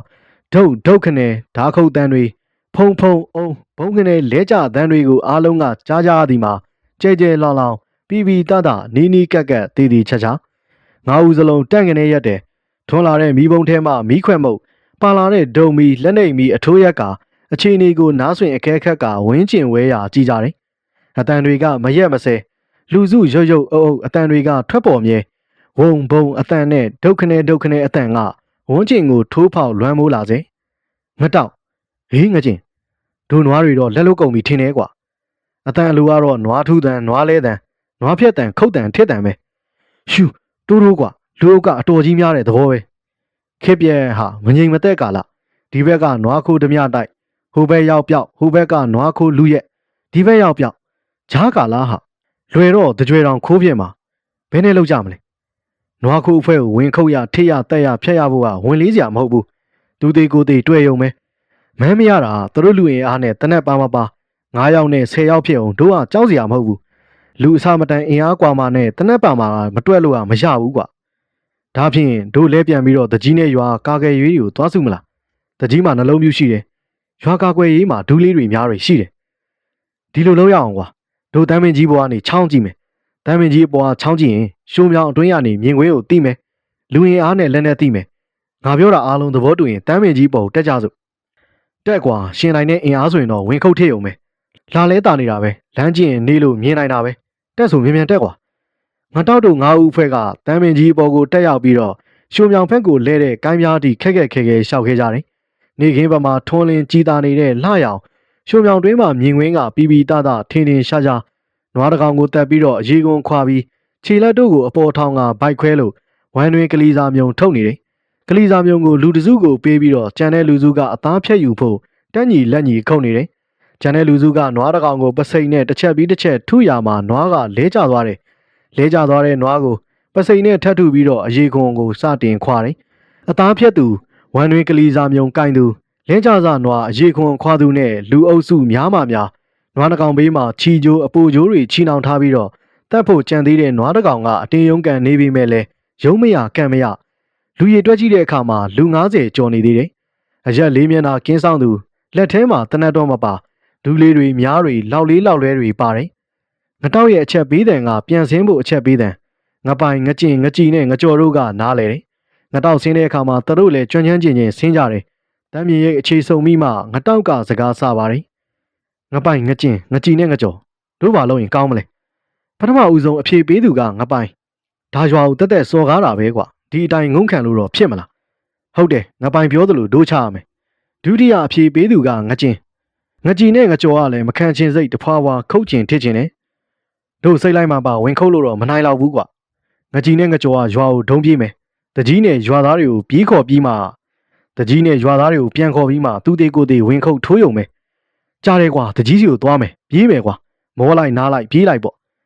ငတောက်တို့အဖွဲ့သားအားလုံးမခံချင်စိတ်ကြောင့်မွေမကြောက်ကင်းမကြောက်ရွာရှိရာကိုဒုံပြေးကြတယ်ကံအားလျော်စွာဘာမွေမကိုက်တကြီးအိမ်ကိုသူတို့အမောတကောပြေးဝင်ချိန်မှာအရှိရက်နဲ့တောင်ရက်ကိုလူစုခွဲနွားရှာသွားသူတို့ပြန်ရောက်နေကြပြီနွားမတွေ့ခဲ့ကြောင်းတကြီးမင်းကိုအစီရင်ခံနေတယ်မြင်းသမားတွေလည်းစောစောကရွာပြန်ရောက်လာပြီးတော့သူတို့သွားရှာတဲ့ရွာတွေမှာနွားမတွေ့ခဲ့ကြောင်းသတင်းပို့သွားခဲ့ပြီးတကြီးမင်းကငတောက်တို့အဖွဲ့ပြေးဝင်လာကြတဲ့ကတစုံတစ်ခုထူးခြားမှုတွေးခဲ့ပြီလို့သဘောပေါက်တယ်ဟဲ့ငတောက်ငပိုင်ငကျင်ငကြည်နဲ့ငကြော်နင်တို့ဘာဖြစ်လာကြတာလဲနွားတွေကိုတက်နေတယ်နှကောင်ကိုင်နေဖြစ်နေပြီဗျဟေးခင်မကောင်းတာပဲကွာရွာနီးချင်းဘယ်ဒီလိုစည်းပေါက်လို့ကောင်းပါမလဲရွာသားဒလန်ပါသေးလားမင်းတို့ကတခါတည်းမဖမ်းခဲ့ဘူးလားတို့ရွာသားဖြစ်ပြီးတော့ဒီလောက်တက်တီးကြောင်ရသလားဝင်လုံးဝင်ခုတ်ဝင်ထိုးပါလားကွာတကြီးမင်းခင်ဗျခင်းရလေးမျက်နှာချထားတယ်လေတူတွေများတွေနဲ့ဗျလူအုပ်ကလည်း90လောက်ရှိတယ်ဗျဟေးဟုတ်လားကောင်လေးတွေဟာနွားခိုးတာပဲကွာ4-5ယောက်တောင်များလာပါပြီနင်တို့ဟာဒီလောက်လူများမှတော့ကြောက်နဲ့ရန်တန်းခန့်မှန်ပြောတာများလားမျက်စိများမားသလား9ယောက်စလုံးမျက်မြင်မှာတကြီးမင်းဗျာမြန်လူစုပြီးတော့ဖမ်းဆန်းပါ ဟာလက်နက်ကင်တက်ဖွဲ့ရည်သာငါမလန်ဝန်းတာတခိုးတများလောက်ကတော့ငါလဲတကြီးပဲငါရွာသူရွာသားတွေအတွက်ကတော့ရှေ့ကအသေးခံလောက်ရမှာပေါ့မောင်းထုလူစုကွာအရှိကင်းအနောက်ကင်းတန်ချောင်းခောက်မြောက်ရက်နွားပြောက်ရှာသွားတဲ့လူတွေကိုစောင့်မနေနဲ့ဒုံနိုင်ဓားနိုင်လန်းနိုင်ဘက်ခွပြစ်တဲ့သူမှန်သမျှအကုန်လိုက်ဖို့ဆင်းဆိုထုတ်ကွာငါလဲနှလုံးပြူစမ်းရတာပေါ့အသားတကြီးအဖမ်းမခံရင်တော့အကုန်ပြစ်ချိုးမယ်ကြားတယ်ကွာရွာစော်မဲတလေးမောင်စိန်မောင်းထုစမ်းငါတောက်တို့ကကင်းတန်ချောင်းတွေစီကိုသွားပြောလူဆိုရင်ချက်ချင်းထွက်မယ်တကြီးမင်းကအစီအစဉ်ချက်ချင်းလုပ်ပါတယ်ပထမရှိသွားအနေနဲ့သူနဲ့ရွာသား100ကျော်တို့ကသမင်သွင်းချောင်းရှုံမြောင်ကိုမရောက်မီအထိသာမိဘုံထုံမီလက်နက်မီထိုးသွားမယ်နီလာကမီးထိုးရက်အကဲခက်ကလူအုပ်ကိုလက်ရဖမ်းမယ်သူတို့လူအုပ်ထွက်သွားပြီးတော့တနာရီတိတိအကြာမှာတော့နောက်မှလိုက်လာရမယ်ဆေးအိမ်ကောင်းနဲ့လူ90အဖွဲ့ကမိတို့မိတိုင်တွေထွန်းအတိပေးလာခဲ့ရမယ်လူမမပြစ်ခတ်မိစေဖို့မိမပါပဲမလာရတဦးနှဦးနဲ့လူခွဲနောက်ကလိုက်မလာရရွာချစ်စိတ်နွားသက်စားရဲဆိုတဲ့မခန့်ချင်းစိတ်ကြောင့်လိုက်လို့သူရွာသားအင်အားအများအပြားတရွာလုံးကလည်းမအိတ်ကြတော့ပဲတလုံးလုံးတအုပ်အုပ်ဘုံကြီးကြောင်သွားအိတ်တဲ့ကာလာသားပေါက်တို့ကိုဝင်းခေါ်ရမှကျောင်းမှာရှိတဲ့ရဟန်းတန်ဃာသားမကဖိုးသူတော်ကပ်ပိယအထိတည်သွားကြတယ်ဘိန်းနေတော်ရွာနဲ့နှစ်တိုင်4မိုင်ဝေးတဲ့တရက်တော်ရွာမှာလာပြီးတော့ဘိန်းနေတော်ကျောင်းမှာဒုံလဘက်ကိုရင်ဝတ်နေတဲ့ကိုရင်6ဆောင်လဲအဲ့ဒီကိစ္စကိုတည်သွားတယ်ကိုရင်6ဆောင်ကသမင်သွင်းချောင်ရှိုးမြောင်အနီးမှာရှိတဲ့တနက်ခါတော်ပိုင်ရှင်ကို6ဆောင်တောင်သူလဲလှုပ်တနက်ခါလဲစိုက်တောကောင်အစုံလိုက်ခဲ့တဲ့ရွာမုတ်ဆိုးတူအခုမှတန်ဝေကရပြီးတော့ရဟန်းဝတ်ဖို့ကိုရင်ကြီးဘဝနဲ့အစပြိုးနေသူကသူတော်အနီးမှာသတင်းကြ၍စိတ်လှုပ်လှုပ်ရှားရှားနောက်လူအုပ်သွားကလိုက်ခွင့်ပြူပါရန်ဆရာတော်ကိုရှောက်ထားရလိုက်ခွင့်ပေးတယ်။အဲဒီချိန်မှာတကြီးမင်းနဲ့ရွာသား100အဖွဲ့ကရှုံမြောင်ရဲ့အဝင်ပေါက်အထွက်ပေါက်အစအဆုံးကိုလူတဝက်စီဖြန့်ခွဲကရုတ်တရက်ပိတ်ဆို့လိုက်တယ်။နှစ်ဖွဲ့မျက်နှာချင်းဆိုင်လာပြီးတော့ဆုံမိတဲ့နေရာမှာရက်တန့်ဖို့နဲ့နွားခိုးနွားသက်သမားတွေတွေးလာပါကအချက်ပေးဝိုင်းဝန်းဖမ်းဆီးဖို့ညှိနှိုင်းပြီးတော့ရှုံမြောင်တွင်းကိုဇွတ်ဝင်ဇွတ်တိုးမိဝင်ထိန်နေအောင်ထိုးလျက်ဒုံပြေဒုံရှာဒုံဝင်နဲ့သမင်းတွေတရေတွေဂျေတွေတောခွေးအများသားမကလူအင်အားမီးအင်အားများပြားလွန်းရာကြောက်လန့်ပြီးတော့မွေတွေကပါထွက်ပြေးကြတယ်။အဖွဲနှစ်ဖွဲမျက်နှာချင်းဆိုင်သာစုံစည်းမိသွားတယ်။မြည်သည့်နွားခိုးနွားသက်သမားမှမတွေ့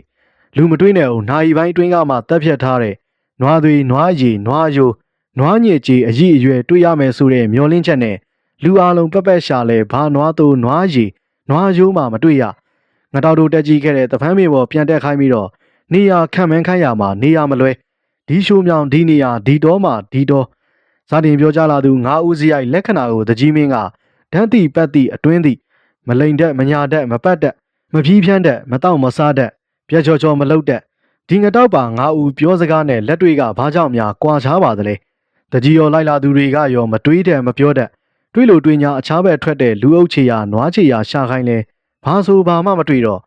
့နွားဘက်စီမှမီးတုပ်ရွာဘက်စီမှမီးတုပ်မီးတိုင်တွေကိုကင်ပြီးတော့လူအုပ်ကြီးတက်လာတဲ့အထိတကြီးမင်းတို့အဖွဲ့ကရှို့တဲမြောင်တဲကိုအပြေးရှာစေဖက်ဖက်ရှာစေရွာမှလာတဲ့ဆေးအိမ်ကောင်ဦးမြင့်ကမြောက်ရက်ကိုရွာမှနွားသွားရှာတဲ့အဖွဲ့ပြန်လာကြောင်းဘုံတန်တနက်တန်လမ်းပြေးကြတဲ့ပျောက်သွားတဲ့နွားအလုံးပြန်ရလာကြောင်းရွာနာချန်တဲကိုထည့်ပြီးဖြစ်ကြောင်းတကြီးမင်းကိုတင်ပြအစီရင်ခံနေတယ်ငမြင်ရနင်တို့နွားတွေပြန်ရပြီဆိုတော့ငါဝမ်းသာမဆုံးပေါ့ဟာဒီမှာတော့တို့အဖြစ်ကငိုရခက်ရေရခက်ကွာခက်လိုက်တာကွာတကြီးမင်းကနောက်မှလိုက်လာသူဆေးအိမ်ကောင်ဦးမြင့်တဲ့အဖွဲ့ကိုအကျိုးအကြောင်းပြောပြတယ်ဦးမြင့်တဲ့နောက်မှလိုက်လာသူတွေကဗဇက်ဟောင်းလောင်ဖြစ်အောင်မန်းအော်ပဲစကားဝင်ပြောသူကကိုရင်6ချောင်းမန်းအော်နဲ့တကြီးကကျုပ်လည်းအဲ့ဒါမြင်ပြီးကြတဲ့ကလှမ်းပြီးတော့ကိုရင်ကြီးဝတ်ဖြစ်တာပဲတကြီးကဒုံလဘက်ကိုရင်ကြီးကိုကြည့်တယ်ကျုပ်တို့ကတရေထောင်တာတကြီးကအဲ့ဒီညမှာခုတကြီးရွာလူငယ်တွေမြင်တယ်လို့ကျုပ်တို့တစ်ဖွဲ့လုံးမြင်ခဲ့ဘူးတာပဲတကြီးတို့ရွာနှစ်တိုင်ဝေးတော့ညမှာဒီဖက်ကိုမရောက်ဖူးကြလို့နေမှာကျုပ်တို့ကတော့ဒီတော့မှနေတော့သူများတွေ့ဘူးတယ်ဆိုတော့မယုံဘူးကိုရွေးလာမှယုံနေတကြီးကအရင်ဘဝအာကုသူကပိတ်တာဖြစ်တာတောင်မှအထုံအဆက်ရအာကုသူကလှုပ်တုံးပဲဘယ်တော့ကျွတ်မယ်လွတ်မယ်မန်းဆမရအောင်ဒါကိုစဉ်းစားမိပြီးတော့ကျုပ်လဲကြောက်လန့်ရွာเจ้าမှာတော့မနေဘဲနဲ့နှစ်တိုင်ဝေးတဲ့တကြီးတို့ပိန်းနေတော့ကြောင်းပြေးလာတာပဲ